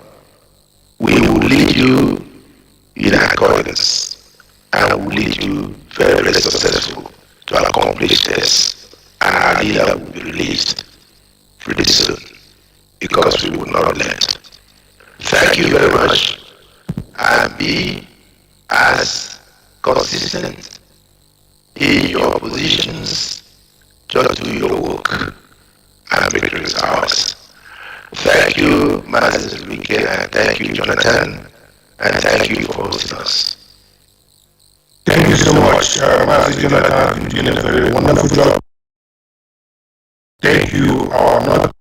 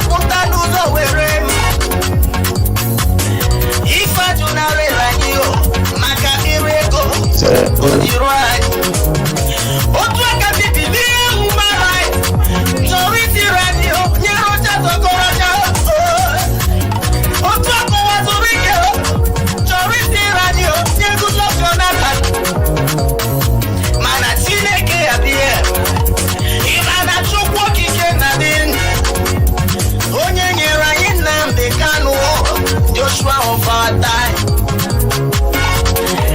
Nnamdi wetie unokomo. Sichukwu Obiama igano ome. Kamu gimi nenu wamu. Kamu buronye muramu. Ihe biye Nnamdi. Nnamdi Kanu Chukwu gozie. Nnamdi Kanu Chukwu gozie yo. Nnamdi Kanu Chukwu gozie yo. Onye amụma nke anyị yo. Ụwa zuru ike. Sọgbu ya n'ibere. Rocha Sokoro Tawo. Sọgbu ya n'ibere. Goodluck Jonathan. Sọgbu ya n'ibere. Bilie human rights. It seems we have lost.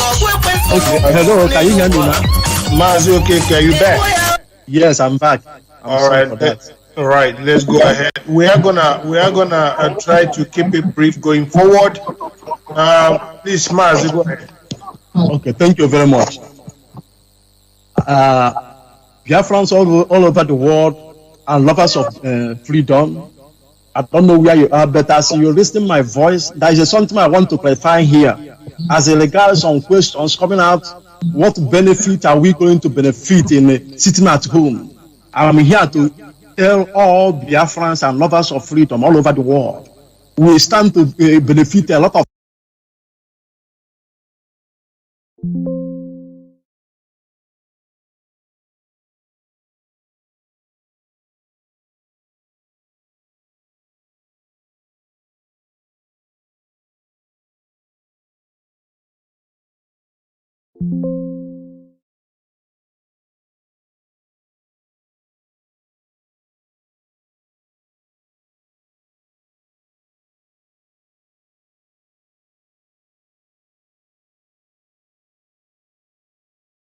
That's number one. And when you sit at home, you now cripple Zoological Republic economy. Not only that one, when you sit at home and comply with the instruction from DOS, you will not allow the angel of death, to pass by. So all these things and other things will not, as my colleague rightfully said, there will be other things that will be added. It's our responsibilities for us to listen and pay attention and comply with those instructions that have been given out. And we Biafrans and also IPOB, we must understand and believe the IPOB leadership and the head of the Directorate of State, Mazi Chika Edoziem. Any instruction given to us from DOS, we must comply to it. Because there is a lot of reasons. Not every reason will now made open. Because it's only a coward person that make all his strategies open in public. But you must have faith in people that are leading you. You must have trust in people that are leading you. You must have believed in people that are leading you. Believing that those people are leading you in a right track. Remember, even like Mazi rightfully said, when our leaders still preaching here, we have stopped protesting in Biafran land for reasons. Because he don't want a situation whereby our people will be claimed. Because these people are people we're fighting for. These people are people that we're fighting when we have Biafran is restored. They will enjoy that nation. But believe me, we have greater plans in what we are doing. Men that piloting IPOB leadership is men of intellectual. And according to, and from all the whole things we have been saying and what you people are seeing, IPOB have a structure. So don't be dismayed, don't be discouraged. Because some people are asking me a lot of questions. How can this thing impart in what we are doing? How can sit at home can impart in to his state, our leadership, our leader to be released? We know what we are doing. All we are asking you people is to comply any instruction that have been sent out there, adhere to those instructions, follow it religiously. Because people that piloting this affair of Biafra know what they are doing. And there is another thing I want to touch before I hand over. I'm standing by for other people to say something. Janjaweed, those people in DSS that holding our leader, I have one message for them. those so-called Fulani elites, cabals, or if you will, most of them, their children never school in school there in the Zoological Republic. 95% of them, their children school abroad. But when they come to Zoological Republic, they decided to keep people in darkness. Decided to dish out alamajiris. When you speak, they bring bread and guns. These men think they are intellectual, but they are brainwashed and doing evil. If Fulanis, I think they are so wise, they are so smart, why not them allow every complaint, or rather every ethnic nationality in Zoological Republic to go separate their ways, and let us start building civilization. Let the children that they sent abroad to acquire knowledge, let them begin to excite those, building those civilizations. Not when people say something, you kill them, because you are not up to human being. If you are so, you see yourself as inferiority complex. If you see yourself as an equal man, you don't need to use your guns. You don't need to kill people. You don't need to kill people by at will. You need to show your intellectual capability. Because you cannot be able to stand criticism. That is why when anybody criticizes them, they shoot that person immediately. Because what the only language they hear is kill, shoot, kill, oil money. That is all. And if you say that what we are saying is not right, prove us wrong by allow each component of the Zoological Republic to go their separate way. Show yourself as you are equal to tax. It's a challenge I give Fulanis. If you say that you are money enough, now we're not talking about anything. If you say that you are money enough, even those ones that claiming they went to so different places abroad as acquire knowledge, allow each ethnic nationality in the Zoological Republic to go their separate way. Show that you are build a civilization. Let us see. Why you keep on holding people down? Because of your primitive, because of your timidity, because you are so afraid. That is why anybody that criticizes you, you shoot that person and kill that person. Anybody criticizing you, you send one to go and assassinate that person because you're so much afraid. You're not up to. You're not what people think you are. Because when men come out, they will sit in round table and discuss and argue, but you cannot be able to argue because you have nothing to argue. Because you know from day one you have living in fraud. Fulani, right? They have been living in fraud. That is why when you even want to argue with them, they will start fighting immediately. Why? Because they are mental slaves. They are not capable to reason. They are incapable. What I'm saying today, let it be recorded. If Fulani said that what we are saying today is lie, let them prove us wrong by allow ethnic nationalities in the Zoological Republic to go their separate way. Let us see in the next 5 months. 5 years to see who is who. All men are not born equal. If Fulani said that all men are born equal, let them prove it. Not using God and killing innocent people here and there. And there's so much blood and eating money, oil money. Today I have one question again for them. Japan, are they not great? Germany, are they not great? These people are people using technology. They are advanced. In a short period of time, nothing like oil again. But these people are holding men, holding the license on down. But we can guarantee you one thing. Nobody can destroy ideology. We in IPOB, ideology, nobody can temper to the ideology.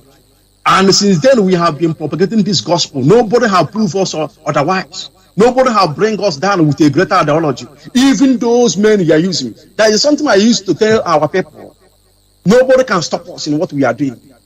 No great power can stop us. It's only we Biafrans can stop ourselves. How can we stop ourselves? It's what our elites now are doing, so-called governors, senators, House of Assemblies. Because of their envy, jealousness, anger, they're now causing confusion.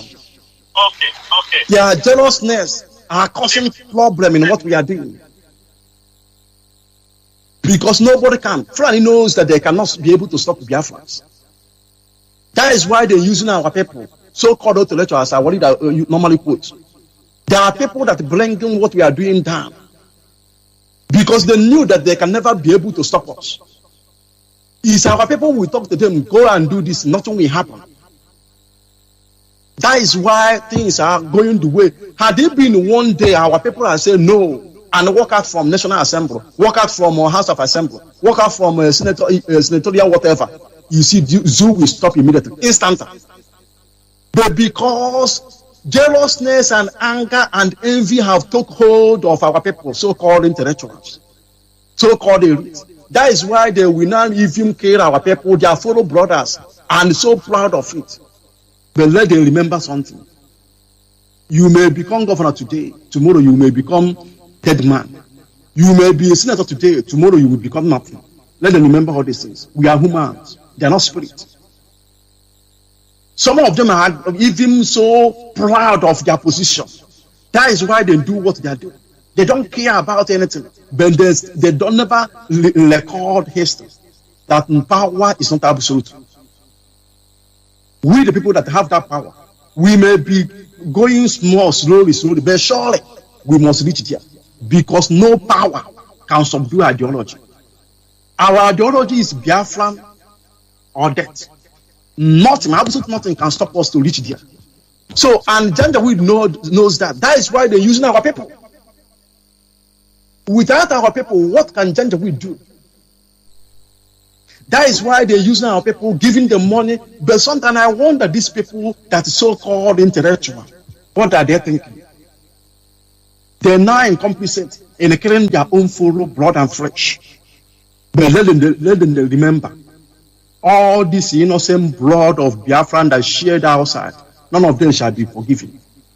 Whosoever that is involved in sharing the blood of innocent people, they shall never be forgiven. Not in this time, not in this world, not in the world yet to come.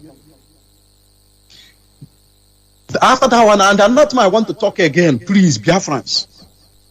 What is important now is for us to focus, not too much complaining.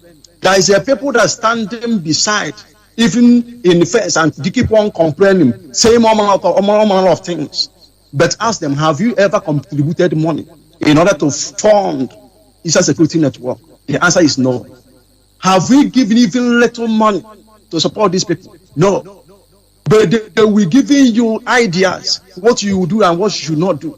We don't need people like that in this struggle. We need people that contribute. Don't give us ideas. We have a lot of capable hands in the US. Men with wisdom. Men, God conquered a lot of things inside their heart.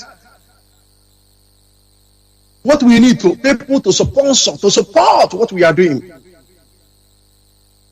Because if you went to university for 6 years, 7 years, 8 years, I believe you will be a graduate. And when you come out, you begin to practice what you have acquired, the knowledge you have acquired. Our leaders have conquered a lot of things inside us. And it's time for us to exhibit it. It's time for us to exploit it. That is the reason all of us and Biafrans and lovers of Biafra must join hands together to support what we are doing. Not giving me everything we complain. Everything we complain. We like to complain, but we never move forward. We never support what we are doing. Some people will telling you every single thing that happened, but have you ever contributed in what we are doing?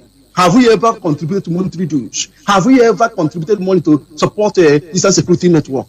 Have we ever said, okay, I have money, I'm so rich, I give you a total amount of money, use and get us Biafra?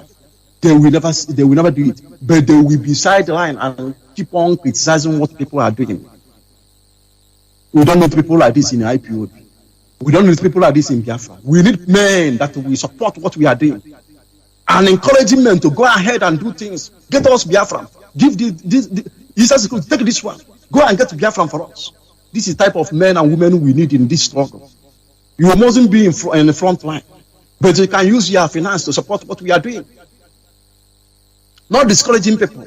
When people give command, you begin to tackle, thinking whether that one will work well or not work well. Support first. When you support, you will now have moral right to give instruction or even give the kind of ideas. Biafrans all over the world and lovers of Biafra, remember one thing. All of us are here to restore Biafra and nothing more.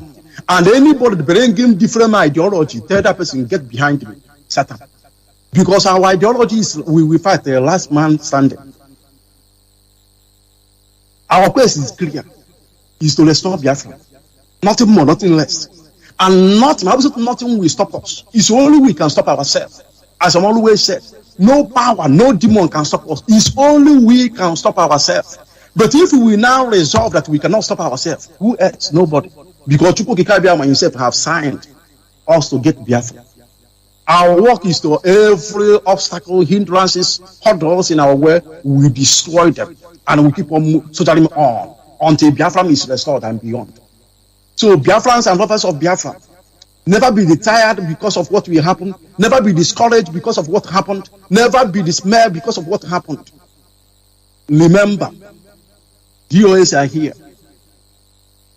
Every single thing, we analyze it. Everything that happened, we analyze it and find solution.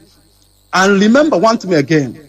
Anything, information that is not coming from this hallowed Radio Biafra, from our head of the Directorate of State, Mazi Chika Edoziem, such a thing doesn't exist.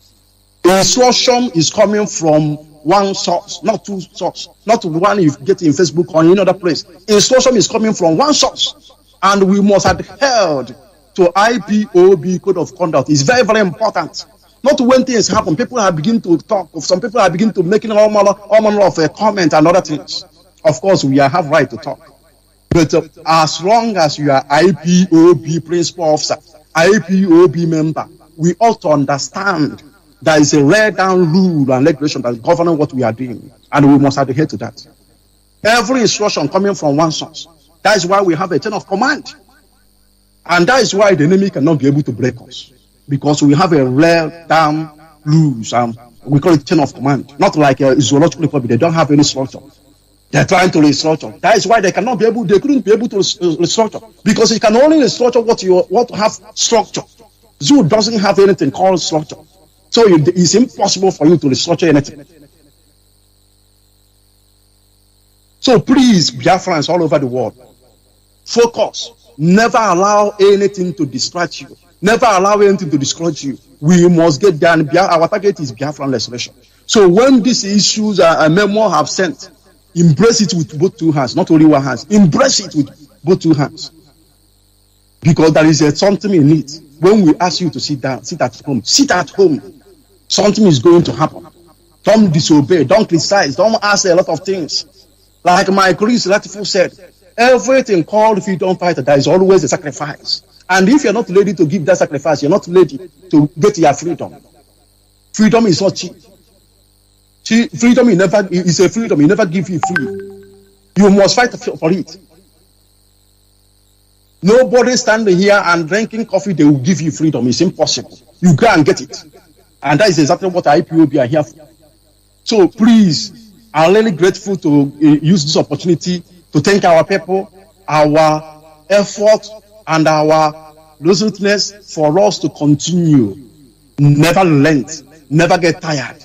Continue to move forward in what we are doing. I say, may Chukwu Kika bless our Deputy Head of the Directorate of State, Mazi Chika Edoziem, and also our host, Mazi Jonathan. Thank you very much. I'm standing by. Thank you very much. Thank you so much. That was a very, very great delivery from the Asian representative. The microphone will now go to South American representative Mazi. Mazi, take up the microphone. Thank you so much. We are going to be brief going forward. Everybody that comes on board will try to watch the time. We want to engage our people continuously. Thank you. Go ahead. Mazi Zurumike, please. This is Mazi Jonathan. Can I, just before he continues, yes, can I say Jonathan, something? please. Okay. Yes, of course. Please, yeah, please. What I want to say, if people will be more brief, is better, because there are some issues and some questions people are asking from here. So I think so that to accommodate it, when people continue. If it continues too long, people will start even dozing off. The time in Biafra land. You understand what I mean? So thank Right. you. I think we after this we will entertain some questions before the next person will now probably take a minute or two to address our people. Mazi, be brief and go ahead, please. Ndewo Onyishi Deputy HOD. Mazi Jonathan, thank you so much for the wonderful work you're doing. Good morning, good afternoon, good evening, Biafrans, friends of Biafrans, and lovers of freedom all across the world. My name is Mazi Chika Edoziem. By the grace of Elohim, I serve you, this very noble family, indigenous people of Biafra, as your South American representative. I am here together with my fellow comrades. Those are the continental members of DOS as well, to address you, lovers of freedom all across the world, and friends of Biafra. Before I go into what we have for today, it is important we reflect back to the history. It is important we go back to our founding fathers, those who determined that we must follow this course, this very noble cause indeed.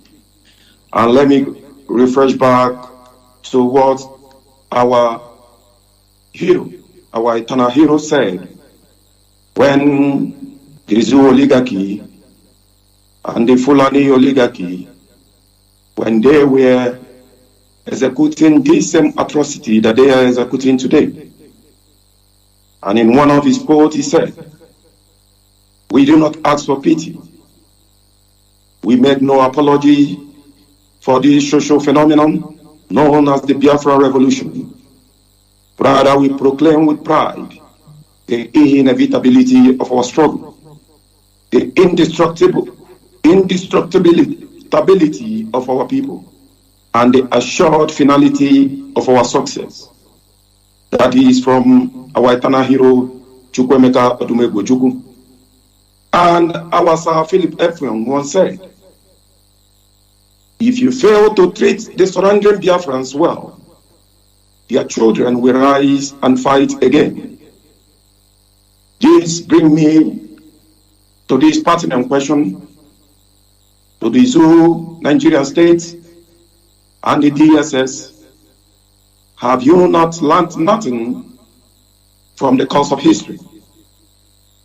Does it mean that the Fulani oligarchy and the Zoo, Nigerian state, and the present DSS, have you not reflected back to history to learn absolutely nothing?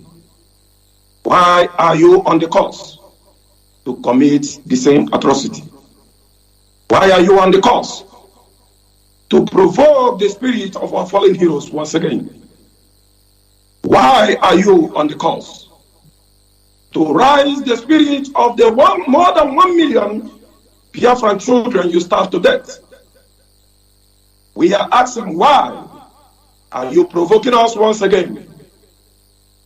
Why are you holding a noble man who have done nothing to you? The only sin he committed on this planet Earth, that only he asked for referendum. Why? We are asking why. Remember, and do not forget, there are more than 180 million Biafrans across the globe. And the man, the gentleman you are holding, is the one calming things and making sure that we are not yet suicide bombers. We are not yet blowing up the Zoo oligarchy. He is the most gentle man in the cause of Biafra restoration as of present. He is the calmest man. He is the reason why the Zoo and the contraction called Nigeria is not yet in full war. We are asking you and telling you, failure to present our leader on or before the 8th of August, there will be consequences. start from the total seat at home order, which will go across the mainland and the coastal land of Biafra land. You will be rising the spirit of our fallen heroes. The more than 1 million children you starve to death, their spirits shall be rising on that day. The more than 5 million Biafrans you massacred, their spirits shall be rising on that day. If you fail to provide to us, our leader, on or before the 8th of August, 2021, do not forget and do not underestimate us. Remember, we are the indigenous people of Biafra. We say and we do. You have tested us in the past and we have delivered even beyond your expectation. Do not underestimate us. We are who we are, right from the origin. Remember those who fought you in the past, fought you with nothing. But this is 21st century. Do not forget the talents, the wisdom of the ordinary Biafran man or Biafran woman. It is the one we are giving to you. It is not a threat. But do not forget, you are the one provoking this generation once again. The Nigerian state and the DSS must not forget it. Holding on Mazi Chika incommunicado, denying the legal team access to him. He is more or less denying more than 80 million Biafrans across the world freedom of speech and our fundamental rights to freedom of life. That is what you are doing. Do not say we do not want you. You are provoking this generation.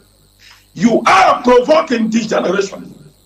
The DSS of the Nigerian states and the oligarchy of the Fulani extraction, you are provoking this generation. Let it be your record to your British allies. Let them not say we do not want them. You are provoking this generation. Let it be your record on this day that failure to provide to us our leader, free him unconditionally. Free him unconditionally. He has done nothing wrong. On or before the 8th of August, there will be consequences. To the Biafran leaders, the political, those who call themselves the political elites, you are watching before your very eyes, and they are maltreating your own son, your own flesh and blood, and you are there keeping quiet. Remember how the Fulani oligarchy, how they protected a non-terrorist who is serving these very jihadist governments. Remember how they protected Isa Pantami, a present minister of communication and digital economy. Remember, he is a well-known, certified and certified ally, a sympathizer of Al-Qaeda, a sympathizer of ISIS. Before your very eyes, you Biafran political elites, you Biafran traditional leaders, you Biafran's union leaders, before your very eyes, they are marginalizing and keeping our own son, our own flesh and blood, who has done nothing wrong. They are keeping him on incommunicado, denying his legal team access to him before your very eyes. And we are telling you, very soon, the spirits of our fallen heroes shall begin to rise against you. And we the reincarnated Biafrans that have come for this purpose, we shall rise up against you. Even right here in that zoo contraction. It doesn't matter if you're in Lagos. It doesn't matter if you're in Abuja. this generation will rise up against you if the flesh of Nnamdi Kanu, the hair in his flesh, falls on the ground. We are not even talking about death, because it is a lie you cannot kill Nnamdi Kanu. It is a lie that the Fulani oligarchy dare not touch Nnamdi Kanu.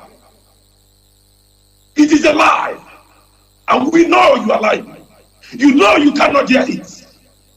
But if any day and any time this generation hears that the flesh of Nnamdi Kanu, just an ordinary flesh, the hair in his flesh drops on the floor, only then shall you know what you have brought upon yourself.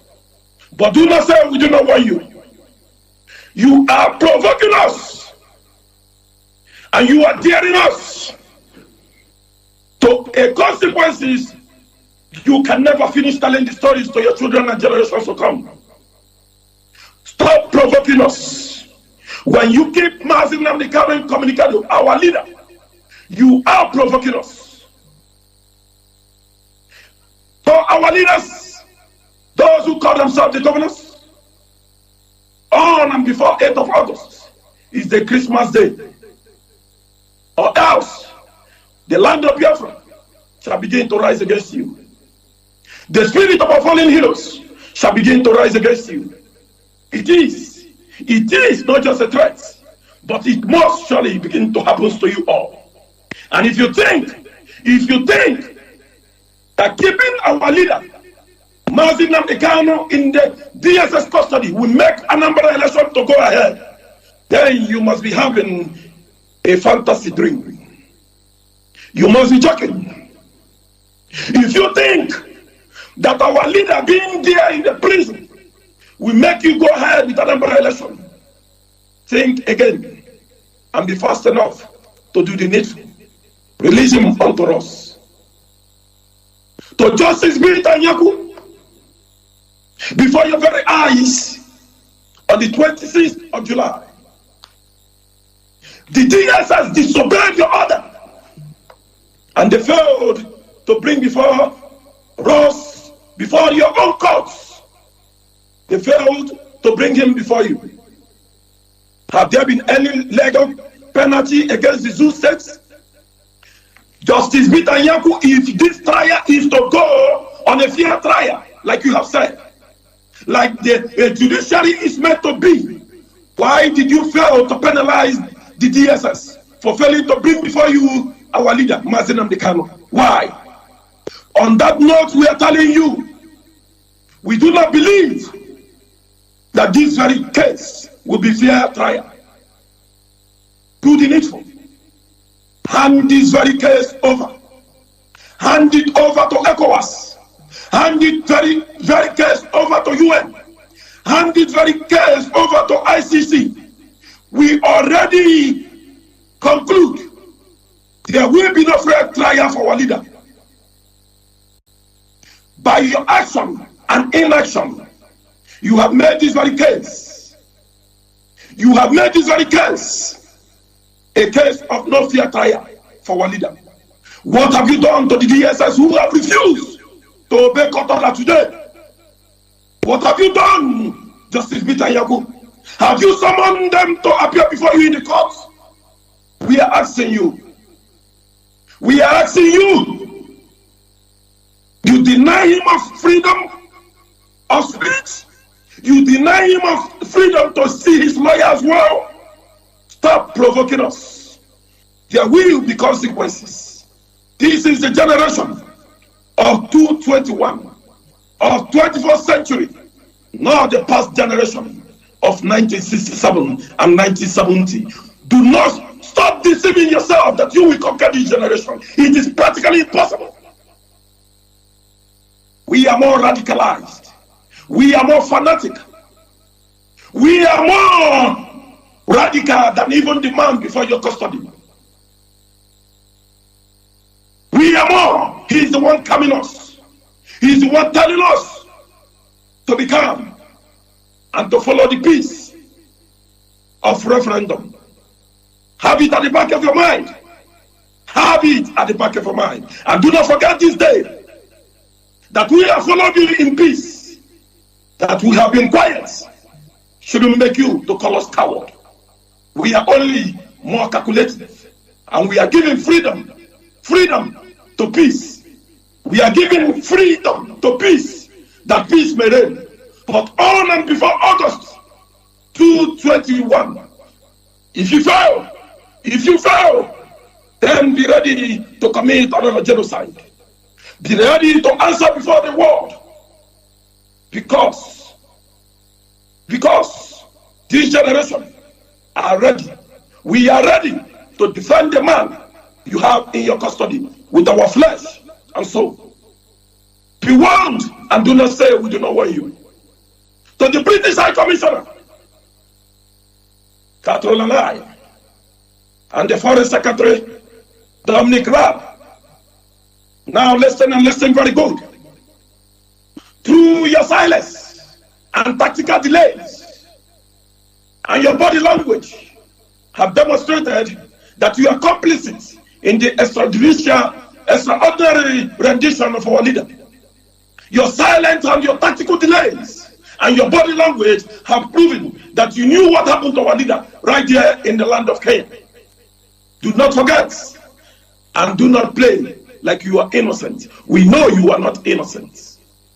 That is why Catherine and I will come out and say we are yet to offer consulate service for a citizen of the British. Catherine and I, you want to continue to suck the oil in Biafra land, isn't it? While you keep my leader, our leader, incommunicado and keeping in the DSS custody, it is a joke. We shall remind you that the relationship between the coastal land of Biafra and the mainland region of Biafra, we are one. On that day, we shall tell you that we are one people. We are one people, indivisible. Nothing will divide us. And on that day, we shall remind you, enough is enough. If you do not provide to us our leader, if you do not provide to us Mazi and order the Nigerian state to release him in unconditionally, with immediate effect, there will be consequences. You are complicit. You are complicit. The British government is complicit to what is happening today. Have the British government ordered the Nigerian state why there is delay or why they are stopping them to contact their own citizens? Therefore, we are telling you, your silence is showing you are complicit. Your tactical delays is showing you are complicit. Your body language is showing you are complicit. I will quote the word of Martin Luther King. He said, there comes a time when silence is a betrayer. There comes a time when silence is a betrayer. Therefore, the British government, the British High Commissioner, Catherine and the Foreign Secretary, Dominic Raab, your silence is showing that you have betrayed the Biafran people once again. And you are complicit in the extraordinary rendition of our leader in Kenya. Have you, Justice Peter Yaku, questioned why they have extraordinary rendition an innocent man to your courts? Have you, the British government, questioned the Nigerian state why the extraordinary rendition an innocent citizen of yours from the land of Kenya to the zoo contraction called the Nigerian state? Is it not contrary? Is it not prohibited before an international law? The British, aren't you the maker of international law? Why are you silent? Why are you silent? Why are you still here to offer a consular service to your own citizen? Or because he is Nnamdi Kanu? He is fighting for the freedom of his own people. Biafrans all over the world. If they have to kill us all, then let them kill us all. We will never not today, not tomorrow, and not ever abandon our leader Mazi Chika. Never, ever, ever. If they are ready to kill all of us, then we are ready to die. Remember the word of our leader. We have crossed the Rubicon, the point of no return. You must either give us Biafra, you must either give us our leader, or you will be ready to kill us all. Biafrans all over the world, this is not the time to be distracted. This is the time to remain focused. Remember, whoever attacked DOS attacks Onyendu Mazi Chika, because DOS is Onyendu Mazi Chika. Our leader Mazi Chika is DOS. That is the structure he put in place. That is the structure he made before us, that we may follow. It remains the same command and control. It remains the same chain of command. Every national coordinators, state coordinators, regional coordinators, you must listen to your continental reps. You must listen to your national coordinators. You must listen to the head of the directorate, Mazi Chika Edoziem, and the deputy, Mazi Chika, who is here right here before us. These are the government of Biafra, no other. No other. Not somebody on Facebook ranting can be your spokesperson. No, that is not the way our leader have asked us to follow. Don't be deceived by what you see. Don't be deceived. We are wise people. We are wise people. For DOS to follow an instruction, know that there is something DOS have seen that you are not seeing. Follow the sub-chain of command. Follow the sub-command and control. And do not be deceived by those things that are called the distraction, the plot of the enemy. The plot of the enemies of our leader Mazi Chika. Those who claim to be among us but are not among us. Do not be deceived. Remain firm and remain resolute. Follow the sub-command and control. And follow the chain of command. Whatever your continental rep tells you is coming from the DOS. Whatever your continental rep pass across to the national coordinator. The national coordinator must listen. Failure to listen, there will be consequences. My fellow Biafrans, we cannot continue to waste much of your time, but to round this, to summarize it all, we must remain resolute and be prepared. If they fail to provide our leader on or before the 8th of August, then the spirit of our fallen heroes shall rise. And we know what that means. And we know what that means. To the saboteurs. To the saboteurs. Okay. Now you will see that it is our leader who has been coming us, not to take care of you. Now you will see that it is our leader, Mazi Chika, who has been coming with Biafrans, not to handle you the way we should handle you. But right now, we shall take care of you, because you have committed atrocity against the land of Biafra. And the land of Biafra will take care of you. Thank you all, Biafrans all across the world. I greet you all. Once again, my name is Mazi Chika, your South American Continental Reps. To my deputy HOD, I hand over to you. Mazi Jonathan, thank you for your good work once again. You are doing a marvelous work. Ndewo. Thank you so much. At this very juncture, we are going to move to a different phase altogether. That's going to be the phase of picking up questions. Our brother, Mazi Jonathan, is going to coordinate that and conduct it. And we are going to receive questions forwarded to us. And then I'm going to handle questions, and I'm going to extend questions to, answers to, or let me say, convey more questions to other people to provide answers. Thank you very much, Mazi Chika, the South American continental rep, for that very lengthy but very, very, very well delivered coverage. Thank you so much. Mazi, Jonathan, I give you the microphone to now welcome all the questions from across the board. Thank you so much. Thank you, Mazi Rumike. Thank you for the listeners. You're listening to Radio Biafra House Service, coming to you through the auspices of Radio Biafra London. We are here live and direct today, being the 29th day of July in the year of our Lord 2021, with a cross-section of the leadership of this struggle, the members of the Directorate of State. Now, please, following the lockdown ghost town order, somebody reasonably asked, because I think he's a student, he said that day, on Monday the 9th, some people are taking the NECO exams and they are going to have, I think, mathematics. He was precise.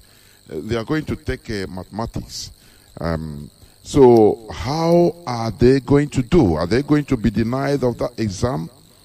I saw it's a very reasonable question, please. So please, and the others also asking about other special duties, like maybe doctors, special duties. Are they also be restricted of movements? That is the first question I want you people to take care of, please. Mazi, over to you. All right. Thank you very much for that very, very well valid question. I understand the worry and anticipated, infringement that might maybe occur to certain part of the society. What we're expecting is something we do want to carry out and have a very, very pinching result, if you will, on the Yankari Game Reserve called Nigeria.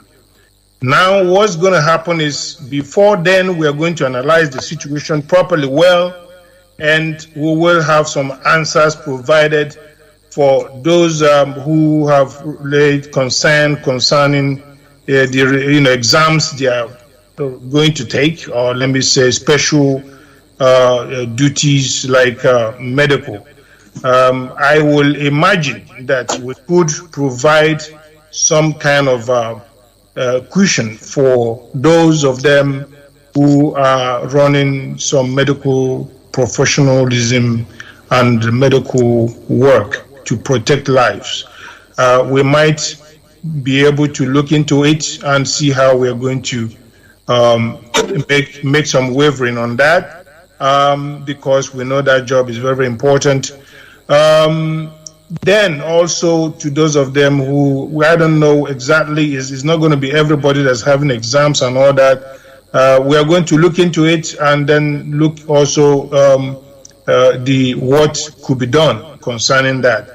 But everything we're talking about is the zoo must release our leader unconditionally, and everything will depend on how the zoo behaves going forward. It will depend on that. So with that, I will say let's hold our breath going forward. Thank you so much. For more questions, please. Thank you, Mazi. Another person asked a question, a very pertinent question. He said, do we really trust Nigerian government that doesn't respect the rule of law, because they exhibited this their ruthlessness and lack of discipline to laws by carrying out extraordinary rendition on our leader? And do we really expect them or expect our leader to have fair trial, whereas there is no fair arrest? In that case,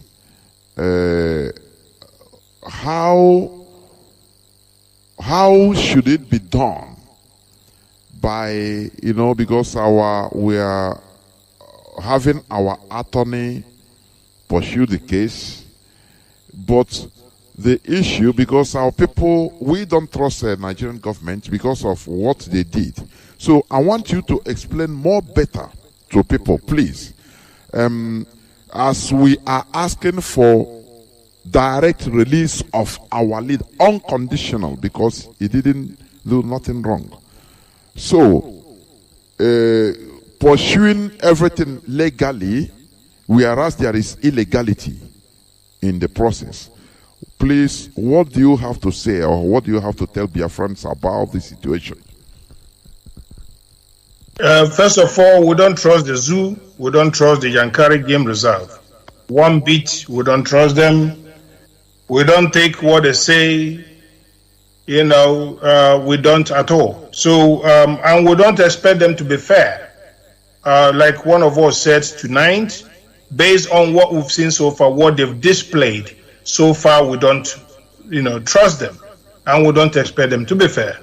But then, of course, we do have very high level of confidence in our legal team. We know they're going to dissect and definitely crumble the opponents and force them to a submission where they have to see to it that our leader indeed is free of all these charges. This is just to stop us from becoming a free people. As we speak, we are all in a shackle. We are all shackled up in rusting chains of the Janjaweed Caliphate, and we must release ourselves from this. That is the only reason why they are holding him, because they have an agenda to dip their Quran into the bite of Biafra. And we are saying no to that, and we are saying going forward, we are going to deploy everything possible to make sure that our leader is out. As simple as that. Either they do it in the right shape or form or fashion, or we'll let them know the way to get it done. As simple as that. Our leader must be freed unconditionally. Thank you so much. Thank you. And let me also, I know this question has been touched upon by you and many of you that have spoken. But let me also ask it, because many people asked about it.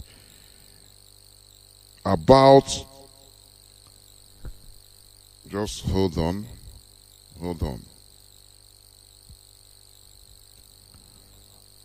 Okay. About this lockdown, many people are saying, this lockdown is going to cause more harm to people, traders, this and that, than to the Nigerian government. So I want you also to give more insight, just a little bit more insight, although it has been touched, so that people will also hear it again. The reasonability or the brain or the sense on this. Because some of them are saying, why lock down Biafra land, whereas others are doing their businesses? Is it not harming our people more than? So, but please, I need you to give more insight. I think this is the last reasonable question that I will pick from what is being written. Please give more insight about this, about the sense or the brain behind this lockdown to our people and how it will affect the Nigerian economy. Go on, Mazi. Yes, thank you so much. Of course, I will go into it a little bit, and I will also make an extension to one of my colleagues right here, one of our brothers on the platform. But first of all, I just want to, primarily draw this to a look that it should be clear that we, in the Igbo language, we say, we are not alive. We are not alive. How many of them can eat, a full square meal in a day? We are not living. You can be walking on your way and you're shot dead. People are dying. We're saying dozens die on daily basis just for doing nothing wrong, going about their business. What about that? So what we need to do is to remain focused and disciplined and be able to sacrifice. What we are asking our people is to, for once, sacrifice. There's no freedom without sacrifice, okay? And we are not going to, hit ourselves in the foot. The zoo itself depends a whole lot, on Biafra land, on our productivity, on our ingenuity, on what we can produce and what we can do, on our services across the board, including economical activities that are in our hands. No matter how they try to crumble the economy in terms of closing the factories and all that we have been established in our own society over years, over decades. Yet our people come out with means of survival, producing different means of business and to keep life going on and all that. After the war, nobody thought it would be balanced by today. But we're on top of the economic activities in the Yankari Game Reserve called Nigeria. So today, we are saying to them, it is time for sacrifice. There are so many benefits than the, envisaged disadvantages, okay? So at the end of the day, like somebody said on the platform before, it did cost the zoo billions in a day when we did it last fall. And so we are going to focus on that, and we are going to also make sure that we bring every alternative on the table.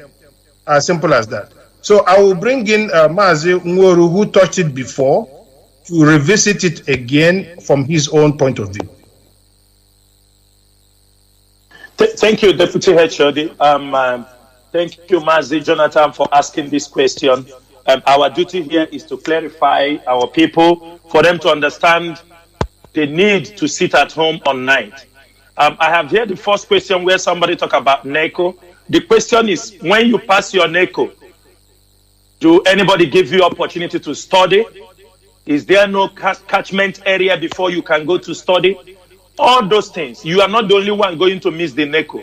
If everybody missed NECO examination on that night, they can reschedule it. After all, people do have they call it a carryover.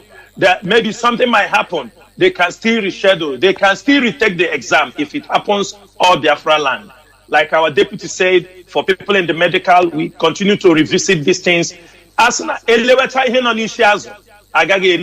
If we continue to look into, I will be hungry or this, on that particular day, Monday, you can do your business from Tuesday till Saturday.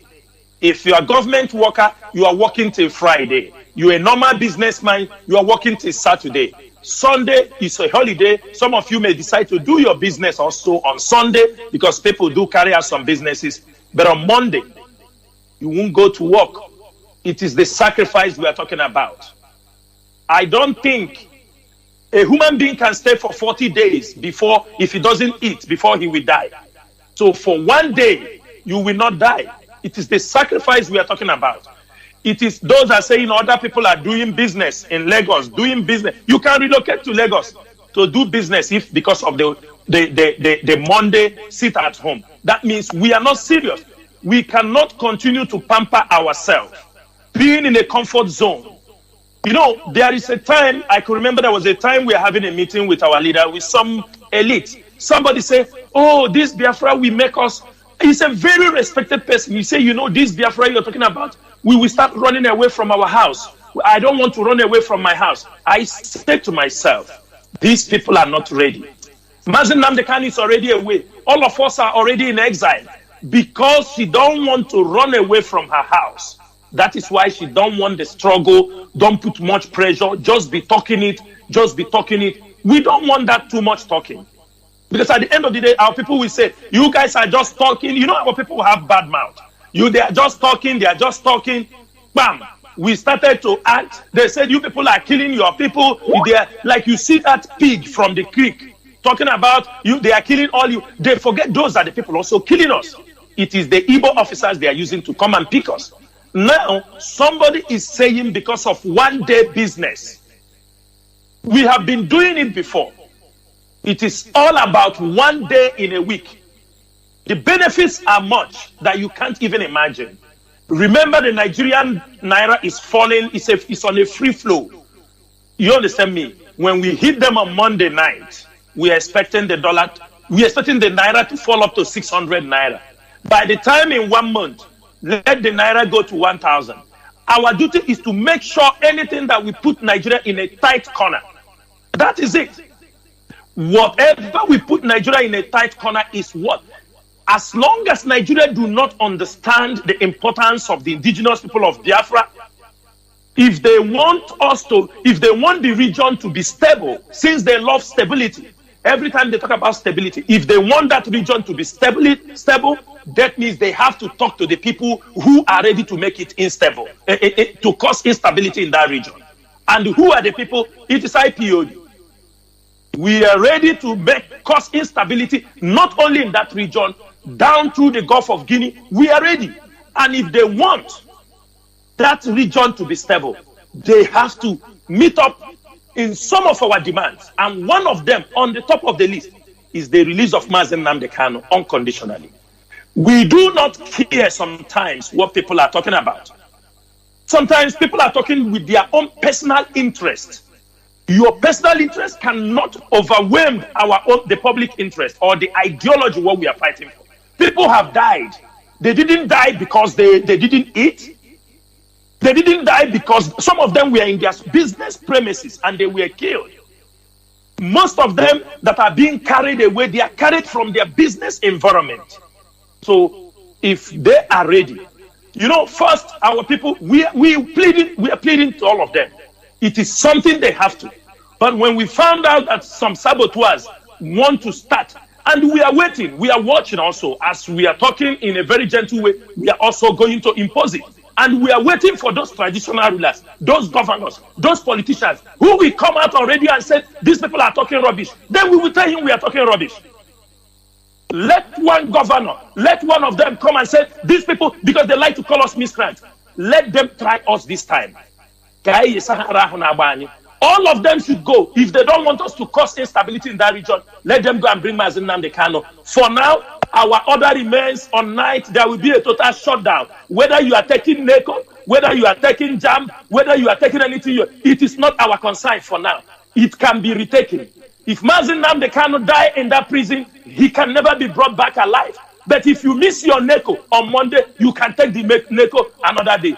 Thank you, Mazi. Ndewo. Thank you very much. I think, thank you very much. Mazi, please let me ask this question, which also, because I think this your pronouncement is well understood. Let me also ask this question, which somebody sent. He said, we every time we speak about saboteurs in Biafra land or in the zoo, sabotaging our struggle, and we are dealing with them or we continue dealing with them. What about saboteurs abroad, which comes every time they even show their face openly on social media? Is there any plan of dealing with them all?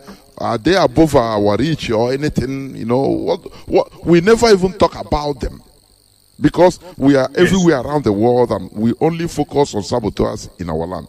Whereas we have saboteurs abroad that are also causing harms and even causing more mayhem than a single saboteur that is pointing one person to be killed. These other people, they can be doing very massive, they are causing massive mayhem against our people. So what is the plan? Or have we not even thought about it? Or what do we say about it, please? Yes, Mazi, a saboteur is a saboteur, of course. A saboteur is a saboteur. Of course, when you put all of them on a scale, you are going to have some weighing above others. The ones on the ground pose a lot more of danger to our people because it doesn't take them too long. It doesn't take them to yap on media. It takes them to walk with Abba Kyari from one point to the other and point fingers. lo and behold, that very household will be wiped out. And that has been happening and happening and happening. So they, in my own terms, they do rank above all other saboteurs, even in diaspora. Those in diaspora, wherever they are also on the radar. They are being watched as we speak. They are being watched. So it's a scale of preference. How do we go? Which one is our priority in terms of how to dislodge? And be rest assured that all those who are trying to bring our downfall, to make sure that collectively we are not free, we are going to break their bones. Believe you me. Thank you so much. Go ahead with the next question. Thank you. I think. Thank you. If somebody, I think for now the question, these are the ones I can pick out. I don't know whether somebody Mazi already has Jonathan. something to say. You continue. Okay, what will happen is this. Deputy OJD, please let me elaborate on that a little bit. Mazi, I would like us to go to a few people who have not spoken according to, like Mazi Jonathan just said. I would like to bring in our sister from the coastal area, Mrs. Penairi. I hope you are still up and alive right here on board. I hope you are still Me too. Right, I'm coming. Mrs. Penairi, our Izon sister, please unmute your microphone. All right. Okay, there we go. She's coming up. Please greet Biafrans and please do hail your people in your language as well. Thank you so much. Hello, good evening, good morning, good afternoon. I greet all lovers of freedom across the world, all Biafrans, all people of light. I greet all of you. My name is Penairi Juliana Hari. I greet you from my location. I would like to, first of all, remind Biafrans, remind the IPOB family that before our leader went missing, he did say that we should pray. He gave us some psalms to pray and to keep moving on with the prayer. The nation of Biafra is a land of light and sound. The Holy Spirit dwells in the land of Biafra and in the people of Biafra. People of darkness are trying all they can to take our land. These are people who worship death. All they have to offer is death. And that is all they've had to offer since they showed up on our shores. They will not succeed because darkness cannot rule over light. Right from the time our leader came on air, I think it was around 2015 that I began to hear about him. And when the zoo governed him, I think I began to pay attention to what was going on. Right from then on, there's been so much killing of our people, of Biafrans, for no reason, because that's all they have to offer this earth. They do not give life, they only take life. They are people of darkness, and they have brought their darkness. But this darkness must be dispelled. So I call upon the light of God to erase every darkness, every dark cloud, every dark spirit that is roaming the land of Biafra and roaming the land of indigenous nations of the contraption. I would like to remind IPOB family and Biafrans worldwide that our prayers are working. The Psalms we read are powerful. All our cry from our heart, all our love that we send to our leader, he can get it, he receives it. All the love we send to him can envelop him, and he can feel our love. And all our prayers to beat down the dark forces has been working. We can see that the zoo on their own has destroyed themselves. So no recognition, no respect anywhere in the world. They respect nothing. They have exposed themselves all over, and they have crumbled the zoo by their own hands. Right from 2015, when I began to pay attention, I actually was thinking to myself, do these people even understand that each time they kill one indigenous person of that contraption, do they even understand that they kill that place, they kill the name Nigeria? I remember I made a comment a long time ago when people were talking about these things on Facebook. That was when I actually wrote, do these people understand each human being, each person they drop is the death of that name, Nigeria? If they understood it, they would stop this killing. They've had their fun thinking they are terrorizing, and because that is what they are, that is what is in their DNA, that is all they have to offer. And humanity don't want that. Humanity wants life. Life and love is of God.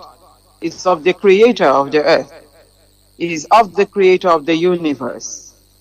And these sort of people do not belong around the land of Biafra or anywhere, because wherever they go, that's all they have to offer, and nobody wants them around them.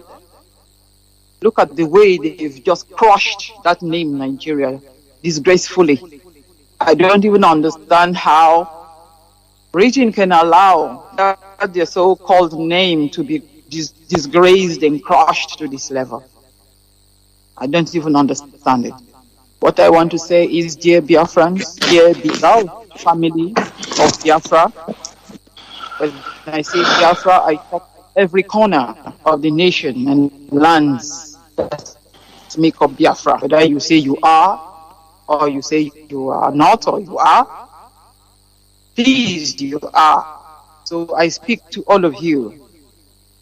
The prayers continue. It is working. It strengthens us. And our enemies are faulting from every end. And I will say to the Izoms, whether you like it or not, you are Biafran. And so we are going to come together and get ourselves out of the hands of the dark forces. Because right from time, we lived together as peaceful people. We've intermarried, even with the Oduduwas. We were not warring with each other. With the Hausas, we were not warring. We were not at war. From nowhere, some kind of being staggers from nowhere into our land, and all they've brought is destruction. I pray and call upon all the beings, those who carry the blood of the nation of Biafra, that we are all one. I was going to start up by saying, Izon, Izon, Izon to Aimia, we mew.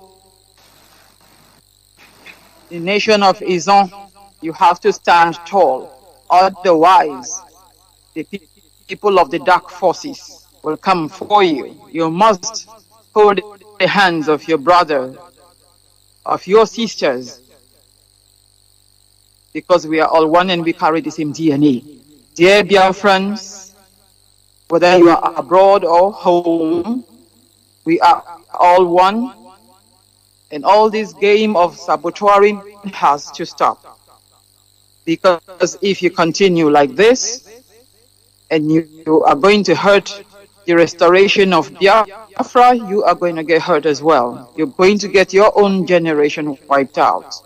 Because the people you are supporting are of dark forces. I'm going to stop by saying the light of God will fill us, surround and protect all Biafrans worldwide. And may the love and light of God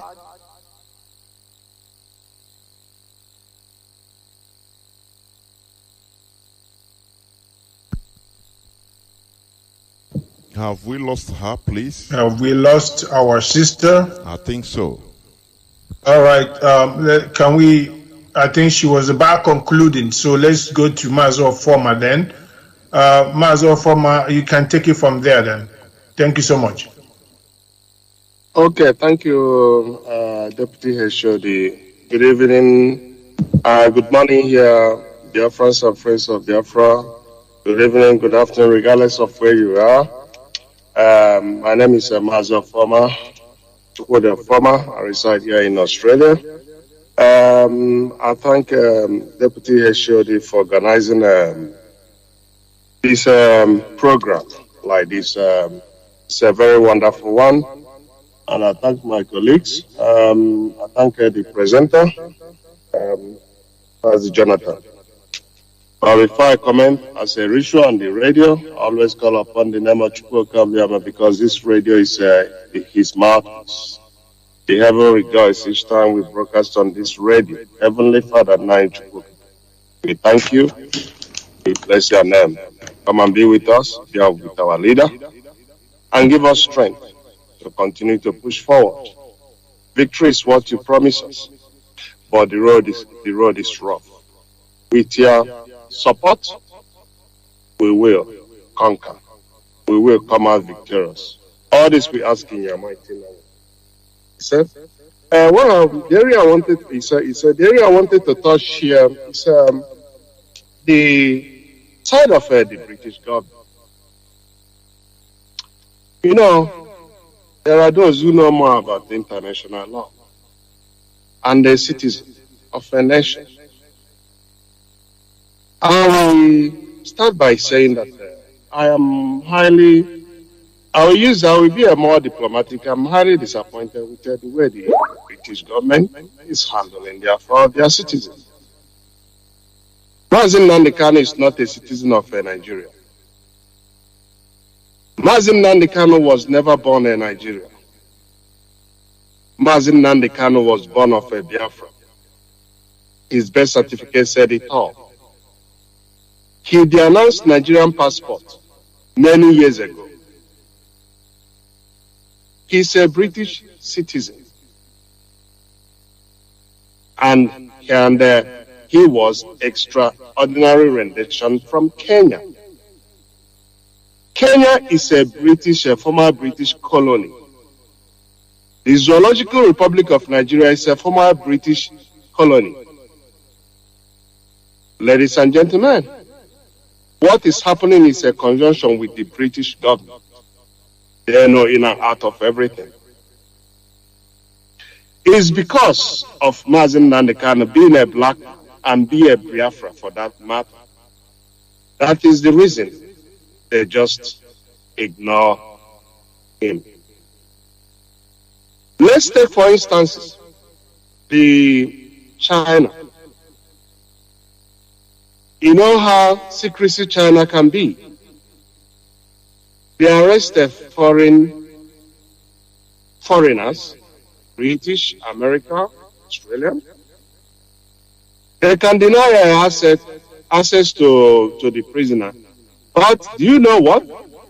The consulate will go and make a demand to see their citizens. If the Chinese government refused, the consulate will call a briefing And they made it announced, and the radio, the TV of the host country will carry it.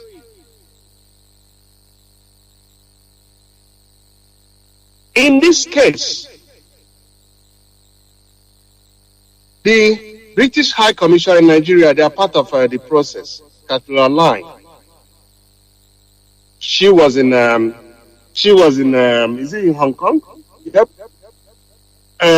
She is actually the one that actually sent to make things happen. So that is why we are not surprised.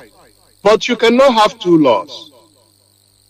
One for the white, one for the black. And the same time he said Black Lives Matter. And the same time he said you are fighting for equal rights. The other day you are condemning a racist of your soccer, English soccer game, of making mockery of three black guys. The same time, another you are condemning racism, but then you are speaking from both sides. You have two laws. One for the black African monkeys, not even your citizen, because it's Mazi Chika is a full British citizen. So I'm just making this point so for us to understand where the connive, how everything tangled. But hope is not lost, because the rest of the world are watching. So what we did expect from, they do not need consent of our leader for the British High Commissioner to go and visit Mazi Chika, our leader. Because Britain is in control of Nigeria. They cannot tell us they deny them access, because they have the power of Nigeria. They are the ones that encouraging Nigeria. They are the ones that giving them backup. They are the ones that even trying to continue. So that one does not exist. Telling us that they reject, that does not exist. I will tell you guys what is happening, what they are planning, and what they are doing, and with the area they are heading to. Yeah, if the Nigerian government refused, I did expect Caroline to make a press conference and they made it announced, and then the BBC will carry it, or their mainstream media will carry it. That their citizens they want to visit, Nigerian government refused. And we are not talking about he was arrested. It's an extraordinary rendition. It's a serious crime.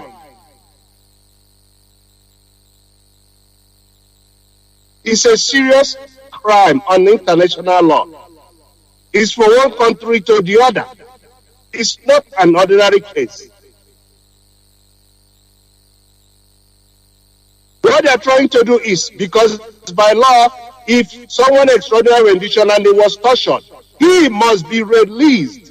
And what they are doing is they are denying access to the lawyers, to everyone, so that the wound will be healed.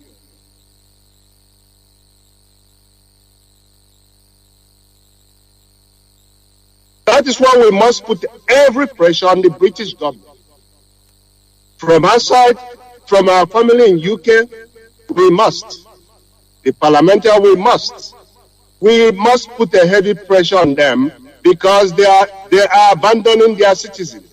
If case be, we take them to court because their commissioner, the British High Commissioner in Nigeria, is not doing their duty, including the foreign affairs or foreign minister, whatever name they are calling their own. They are not. They are part of the system to suppress us, to hold on the Biafra. But guess what? You guys are going to break, regardless. Our leader told you guys, you guys don't stop what you are doing, the United Kingdom is going to break. It doesn't matter. But one thing is, all of you can try to hold us down. That will not happen. I will give you a reference. No one defeats ideology. Since you guys, the whole world, I will give the most recent example. The whole world, after September 11, the whole world teamed up and went into Afghanistan to drive away Taliban. Osama bin Laden was killed. Today, I mean the powers of the world, the whole world. Today, what is happening in Afghanistan? Even Mullah Omar was killed. Mullah Omar, the spiritual leader there. Go on. Yep, he was killed. Today, what is happening? The rest of the world are pulled out because they are losing. Guess what? What is happening? Taliban is taking over. So, the reason I'm making this reference is, if we Biafra determines that we must be free, because it has been ordained from heaven. The only difference is Chukwu Okabema said this time you guys have to go and fight for it.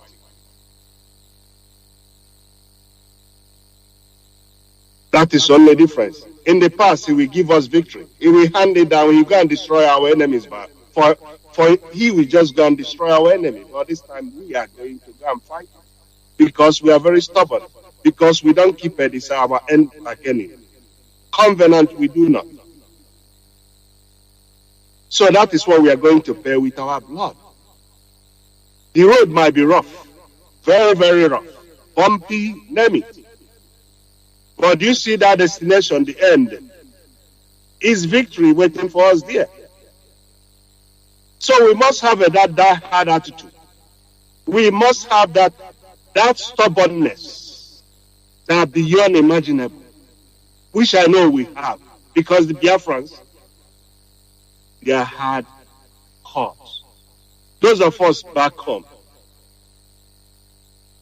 it doesn't matter what they do. It doesn't matter how long they suppress us. We must continue marching forward. They did the same thing in Vietnam. They did not succeed. That goes to show nobody will defeat ideology. The power of the word can try. The only time that we defeat you is you yourself giving up. Giving up on yourself. Giving up on your dream. Giving up on your hope. Remember, there is nobody. If you're saying what is international community doing, the first question you should ask yourself is, have you ever contributed to any international conflict that warrant them to come and then help you? Who is going to come and help you? Who?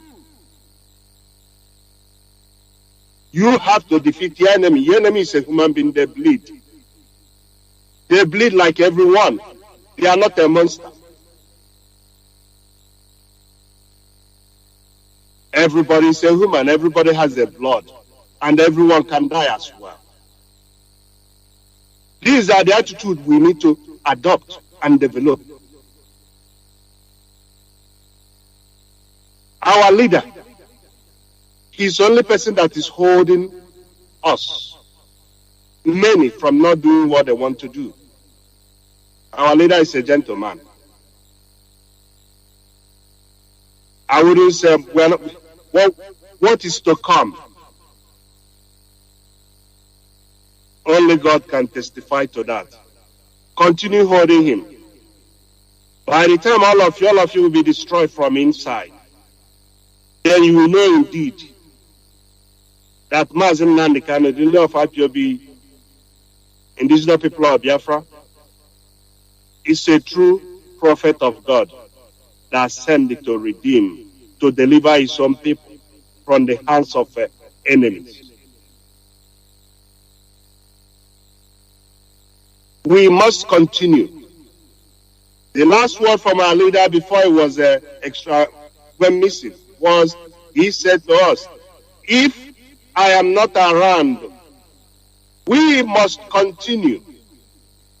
This was on the 19th of June. Like he prophesies what is going to happen to him. We must continue. That was his word. And that is the only word that is ringing bell in my ear every minute of the day. That we must continue. There is one thing I must make sure here, I must mention. You see all these people. All these big men, we call them big men, they are big for nothing. All these intellectuals, all of them are afraid to die. They are afraid to die. That is one thing. That is the only big difference between us and them. Because we are ready to die, but they are not. They have siphoned so much money that they are afraid they want to go and enjoy their money. But the promise we have to make to them is they are not going to. We say it in our days. So if anywhere a child has said that his mother is not going to sleep, that child too is not going to sleep. We are going to hold our governors,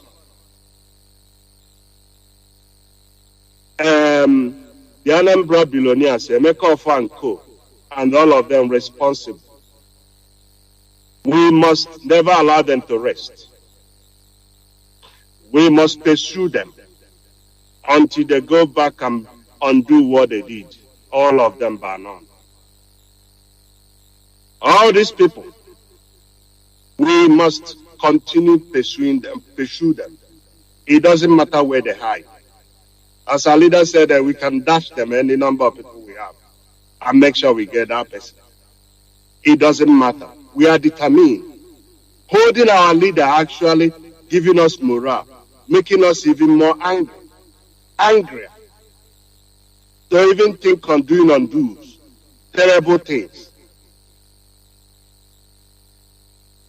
You only have until this August, I can't remember the date to release, make sure our leader, our demand are met. It's not a threat, but it's just a promise that is something things to come. Biafra land people have spoken. They said they want Biafra. Nothing stops you from conducting a referendum. But of course, they are in the zoo. Zoo is a jungle. And that is what they have demonstrated to the world as we see today. That the world itself is a jungle. Where the big, strongest, swallow the weak one.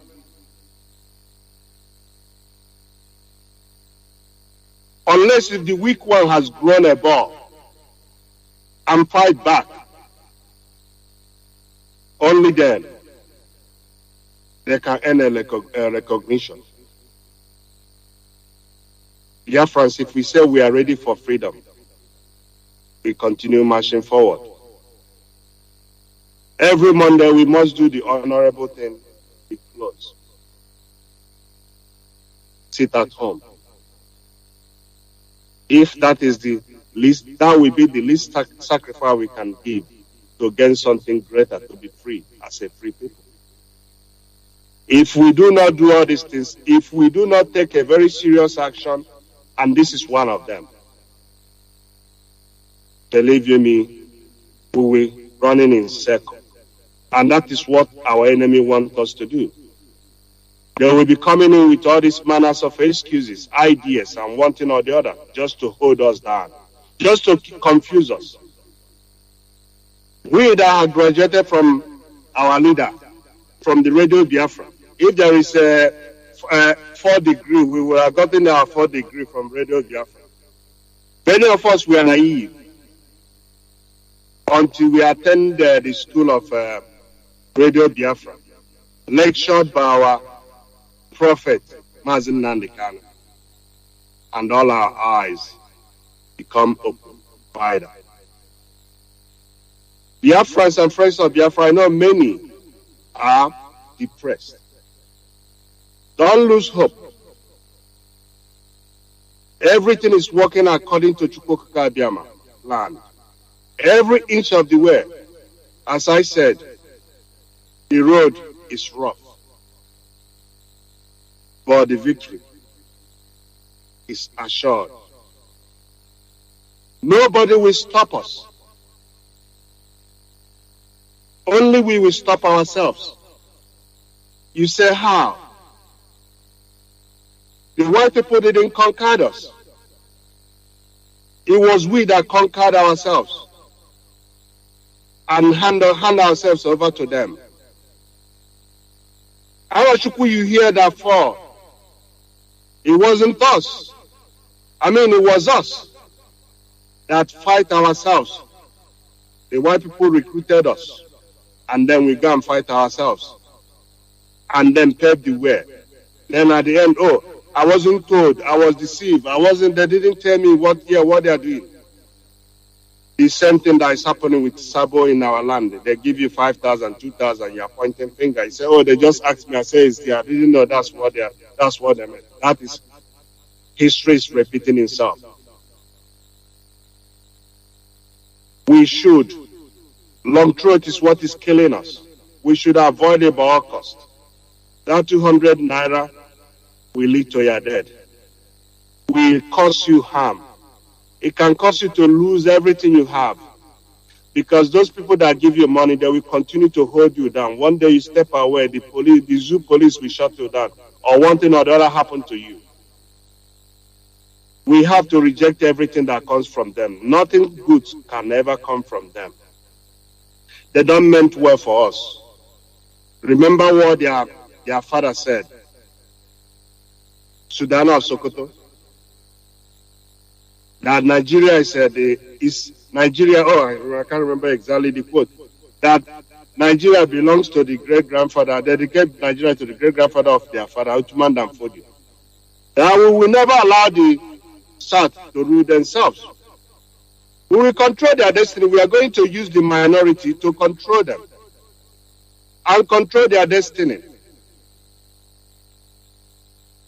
That is what is playing today.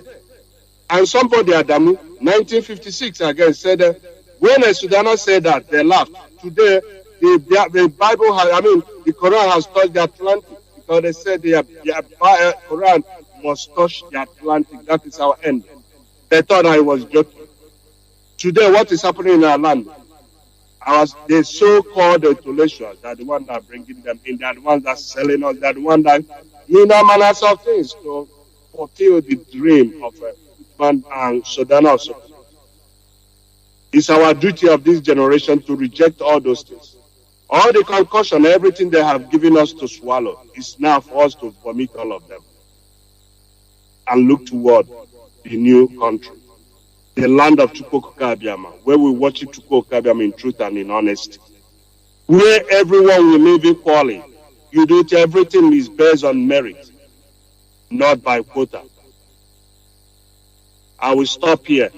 Thank you, Mazi Jonathan, for giving me this opportunity.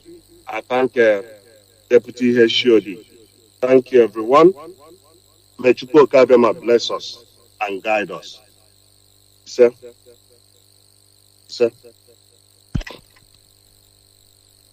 Mazi Zurumika, are you there?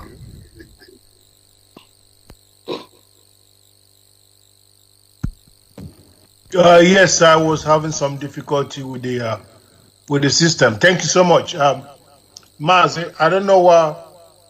We want to be very brief and round up very, very imminently. I think if there are no more questions, we have to go to.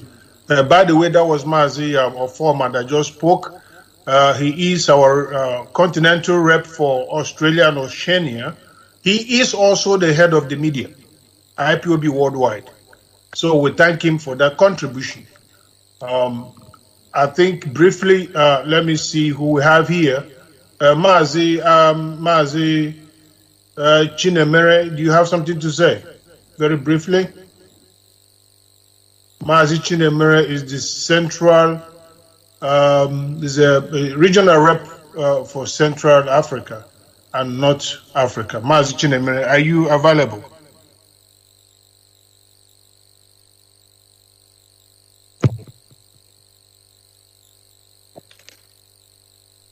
Yeah, good evening all. Good evening, dear friends.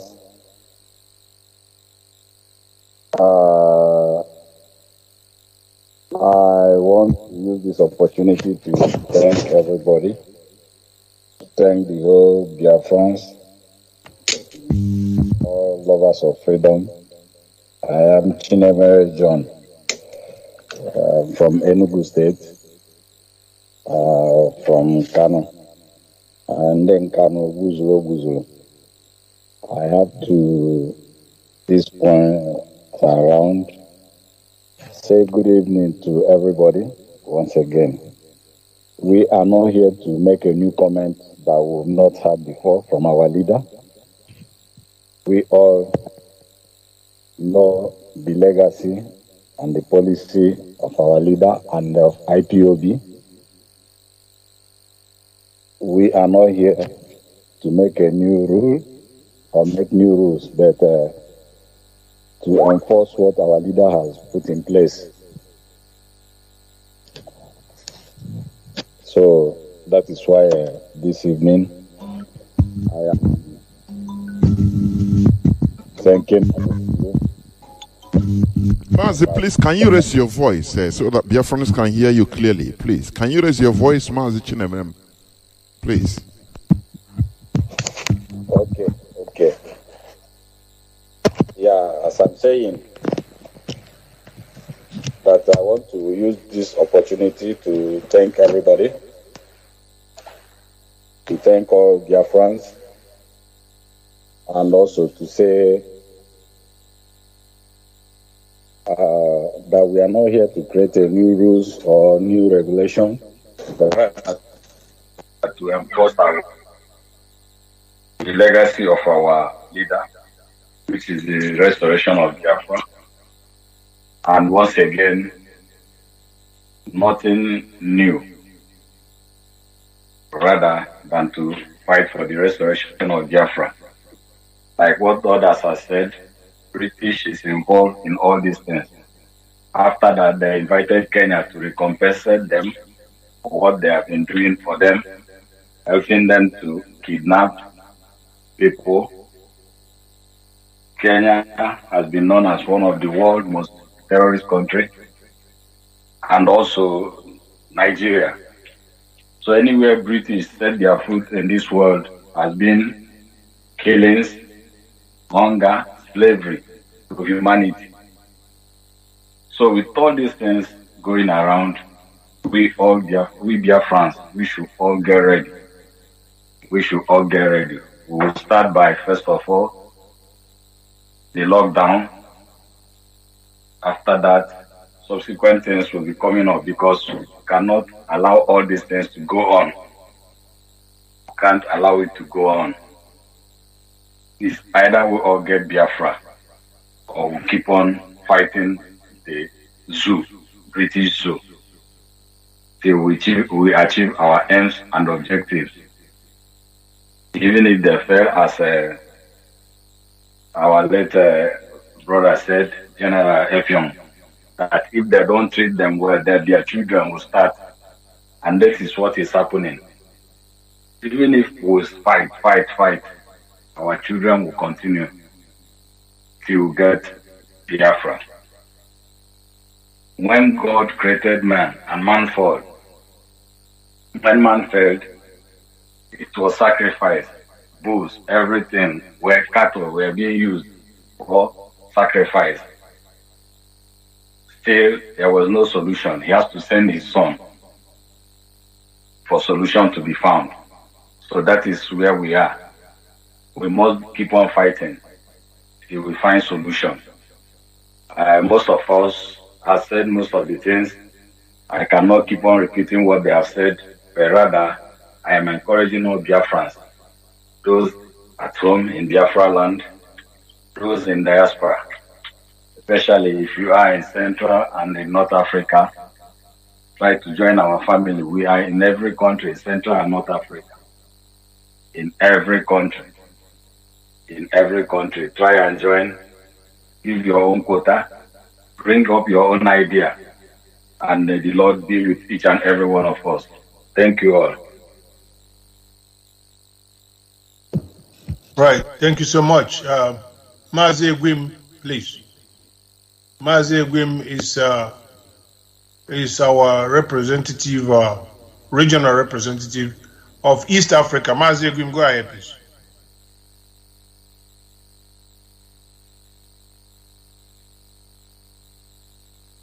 Mazi Egwim, please, are you available? If not, we are heading to South Africa.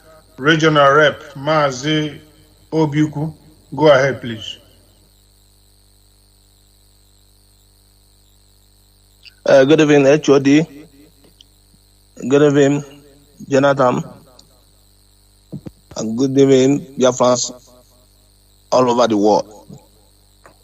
My name is Siliman Mazi Chika Edoziem. By special grace of Chukwu Edoziem, I come from Oketiti, Amambara. Biafrans all over the world, especially those in Biafra land, we are come again to educate you what is going to come. For those that are asking a question, what is DOS doing? This is the time. We want to let all of you to know our plan. From the 9th of August, as we all say, total lockdown, no movement. For those that are asking a question, they're having an examination. I could remember when the zoo bring their lockdown on the COVID, no examination was taken.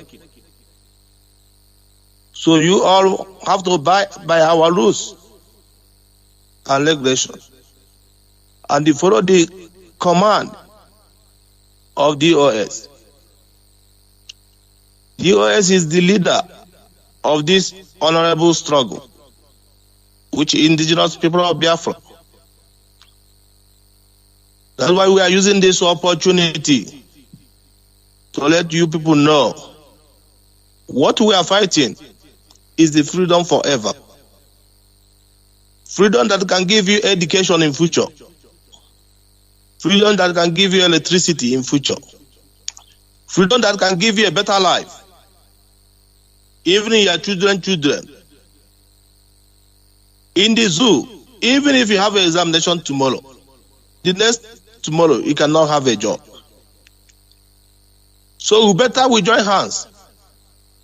Let's all do the lockdown, so that at the end, we will benefit in what we are fighting.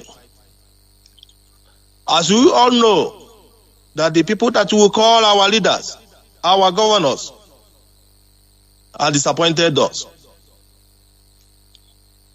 There is a killing everywhere in Biafra land. None of them are talking about it. Only Biafrans.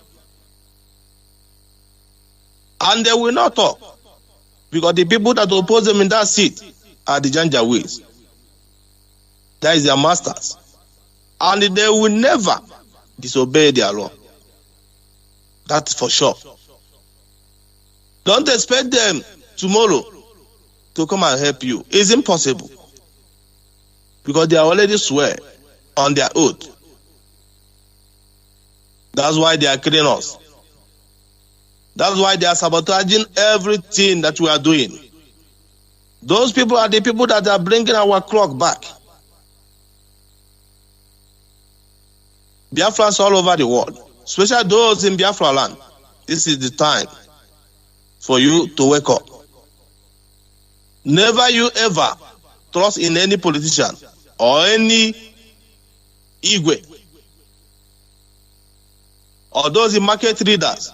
This instruction goes to you. The order I've given by the OS. This is time for us to obey the rules, so that at the end, we'll get what we are looking for. Because the zoo have already heard our leader are thinking that we don't know anything to do. As one of their slave say, immediately we heard our leader, then many of them will scatter.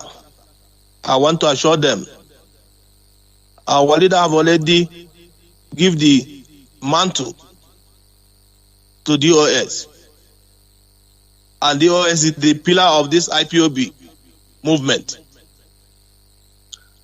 For those that are hearing fake news from the Facebook, from all social media, any news that is not coming from DOS, from head of Directorate of State or deputy, or from Radio Biafra, discard that news. It's not from us. There's a fake news moving around on the Facebook, Instagram, Twitter. If it's not signed by the HOD or from DOS, discard that news. Because many of them are into this struggle now. Just maybe 2 weeks or 3 weeks ago, to disturb what we are doing. Because they are the pay agent. They have to work according to what they pay to them. 5,000 data, they will just come on the social media, start talking rubbish. And many of you who are not hardcore will follow them because of what they are saying. Many are saying that there is no leader. Who told you that? Our leader Mazi Ukukano have already given instruction and give the mantle to us through our HOD, Mazi Edoziem, and his deputy, Mazi Chika. To us, we are members of DOS, to carry out the struggle whenever he's around or not. As he's holding our leader, we have to carry the struggle until they release our leader. Whether they like it or not, they will release our leader. This strategy of lockdown is the best way to hold the Jews down. But many of you doesn't know. I want people in Biafra land for them to follow the instruction that's coming from DOS. Mazi, let me stop here for other people to continue. Thank you so much for giving me this great opportunity to talk to my people. And thank you, Jonathan, also as well. I'm standby.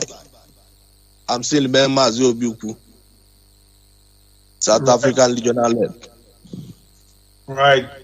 That's very great. I would like to see if Mazi Jonathan has somebody that want to call in for a question or two. Despite the ones we've answered, we can still entertain like 1, 2, 3 questions and we will wrap up. Mazi, I don't know if you want to open a line. I don't know. It's possible for you. Although I have... Mazi Jonathan, are you there? Sorry, I muted my mic and I was speaking. Although I have advertised that people should put their questions on writing, and that is what people did. I don't know. You know, mostly in Biafra land, by now, it's really night. So, you know, people are, some people are sending questions, but some of the questions are not something we need to be discussing on air, you know. Yes. Our people have no limit. What is the capacity of ESN? Please, you know, there are different questions. Not everything we are going to be entertaining. So I think most of the questions, the questions that are reasonable that should reach you, I have asked it anyway. So right. We're going to conclusion, right? Exactly. All right. If I'm back on air, let me know. You are back. You are being heard on air. All right. Fellow Biafrans and lovers of freedom, we have come to the end of this very episode. The gentlemen and women who are on this very platform decided they must come to address our people. All this while, we've been battling with a lot of homework. We've been dealing with very, very, very serious and Herculean tasks behind the curtain. And after some little relief, we have decided to come and address you all. In all good faith, we are promising you that we'll be coming more and more on air to address and engage you in one spirit. Do not forget, Biafrans across the board, we are all one family, sharing one DNA, held together by our own very, very backbone. That backbone is unbreakable. It holds us together, and it is designed by Chukwu Kabiam. No matter where you come from, no matter which clan you belong to, always be focused and know that we are all sharing one plight. And that is why we are all in this together. We are going to be free. We are going to soldier on and fight on. At the end of the day, there is going to be light at the end of the tunnel, no matter what the enemy thinks he's going to do. We are going to be free. That's our goal, no matter what the zoo does, because we are determined. We are determined to make sure that at the end of the day, every high mountains will be raised down and the zoo must crumble. The zoo must crumble. Because we cannot at this stage look at ourselves in the mirror and be proud of ourselves. Nobody can be proud of where we are today as human beings. And that is why we're doing what we're doing. We must free our people today. And we're not going to leave this task for the next generation, because otherwise there will not be next generation. We are determined, it is incumbent upon us to make sure that even the next generation will have a place to call their home. And that home is Biafra. And then, of course, at the end of the day, like our leader would say, that Biafra is our religion. And on this platform, hallowed platform called Radio Biafra, is where we worship. And of course, Chukwu Edoziem remains our God. I want to thank all of you for listenership. I want to thank all the continental reps across the board who are automatically members of the DOS. And I want to thank most especially the host of this very platform, Mazi Jonathan, doing a very, very fantastic job, no doubt. And we hope to get back on this platform probably next week by the grace of Chukwu Edoziem. Thank you very much as I yield back. Mazi, over to you. Thank you, each and every one of you. Thank you very much, and remain blessed as you continue the hardest task in the face of this planet Earth, as our leader said, the restoration of Biafra. You know, people don't understand the sacrifice that you people are making. Sometimes being on a meeting for hours and hours, 8 hours, you have to cater for your family, pay your bills, do your work, immediate and distant families.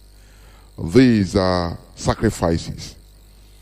Therefore, great Biafrans and lovers of freedom, you've had it. I think many of the issues has been covered. Many of the questions inside your mind and those that have asked, I think has been covered. What I will say before I switch off the line is this. As our leader, the leadership has said, we are in a state of war. For those that are saying or giving excuse or trying to talk about going to exam or one thing or the other, imagine in a war, you are in an exam hall and there is an aircraft on top and bomb lands on you. What will happen? They will not talk about the exam again. It's casualties, you know. Ima achewa elephant ehi zogbuo mmadụ ahapụzie akụkọ ehi na-akụzi akọ mmadụ. So what we are saying is we are in a state of war, and what we are doing is fighting for freedom. It's not freedom maybe just for temporal freedom. No. Once we achieve our freedom, it remains forever. So this temporary inconvenience is a sacrifice that you have to make. Consider those that have paid this ultimate sacrifice, the supreme sacrifice. None of us have died. There are people that have died. They have died. And for this struggle. So they are not even talking about eating food or going to market or one thing or the other, going to exam. No. Please, for you to get something, you must give out something. That is the law of nature. Therefore, I thank each and every one of you that have listened. And as they have promised that they will be coming in maybe next week or from time to time it will be advertised. I thank each and every one of you for listening, and those that have sent their questions. And you continue listening to Radio Biafra London, because this is where you hear the truth without mincing words. Here we are apolitical. We don't massage words here. That is why we are where we are today. Do you understand? That is what rose our mindset, because here we don't play with the truth. Here we expose the truth. This is where we worship. And Biafra is our ideology. Therefore, from me, Mazi Jonathan Chinedu, from here, with all the loves in my heart, it is simply good evening.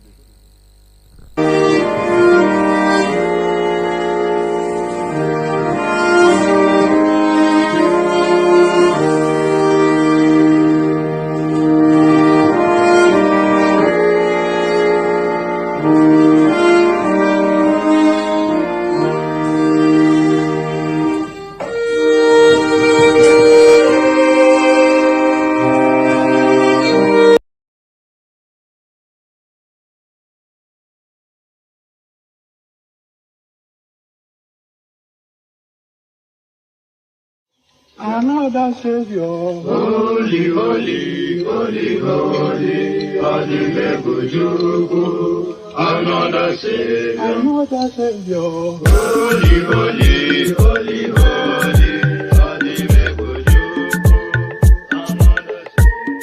My name is Mobiem. Special dedication to the gallant heroes of the Nigerian Biafra War and IPOB families all over the world. I remember the Nigerian Biafran war, in the thickness of the Biafra genocide. Hey, one man revived the vanishing hope to life. Led the great Biafran army to fight, and they were singing out, holy, holy, holy, holy, is another Savior. They were singing out, holy, holy, holy, holy, is another Savior. Holy, holy, holy, holy, is another Savior. Many years after the genocide, whoa, yet another great leader has risen up now. Oh, and he's leading the Biafrans to victory. In your madika, yabika kokwana no. Hey, anamekele chukwana bioma, chukwama me. So this you were no jiabo. When I'm singing along.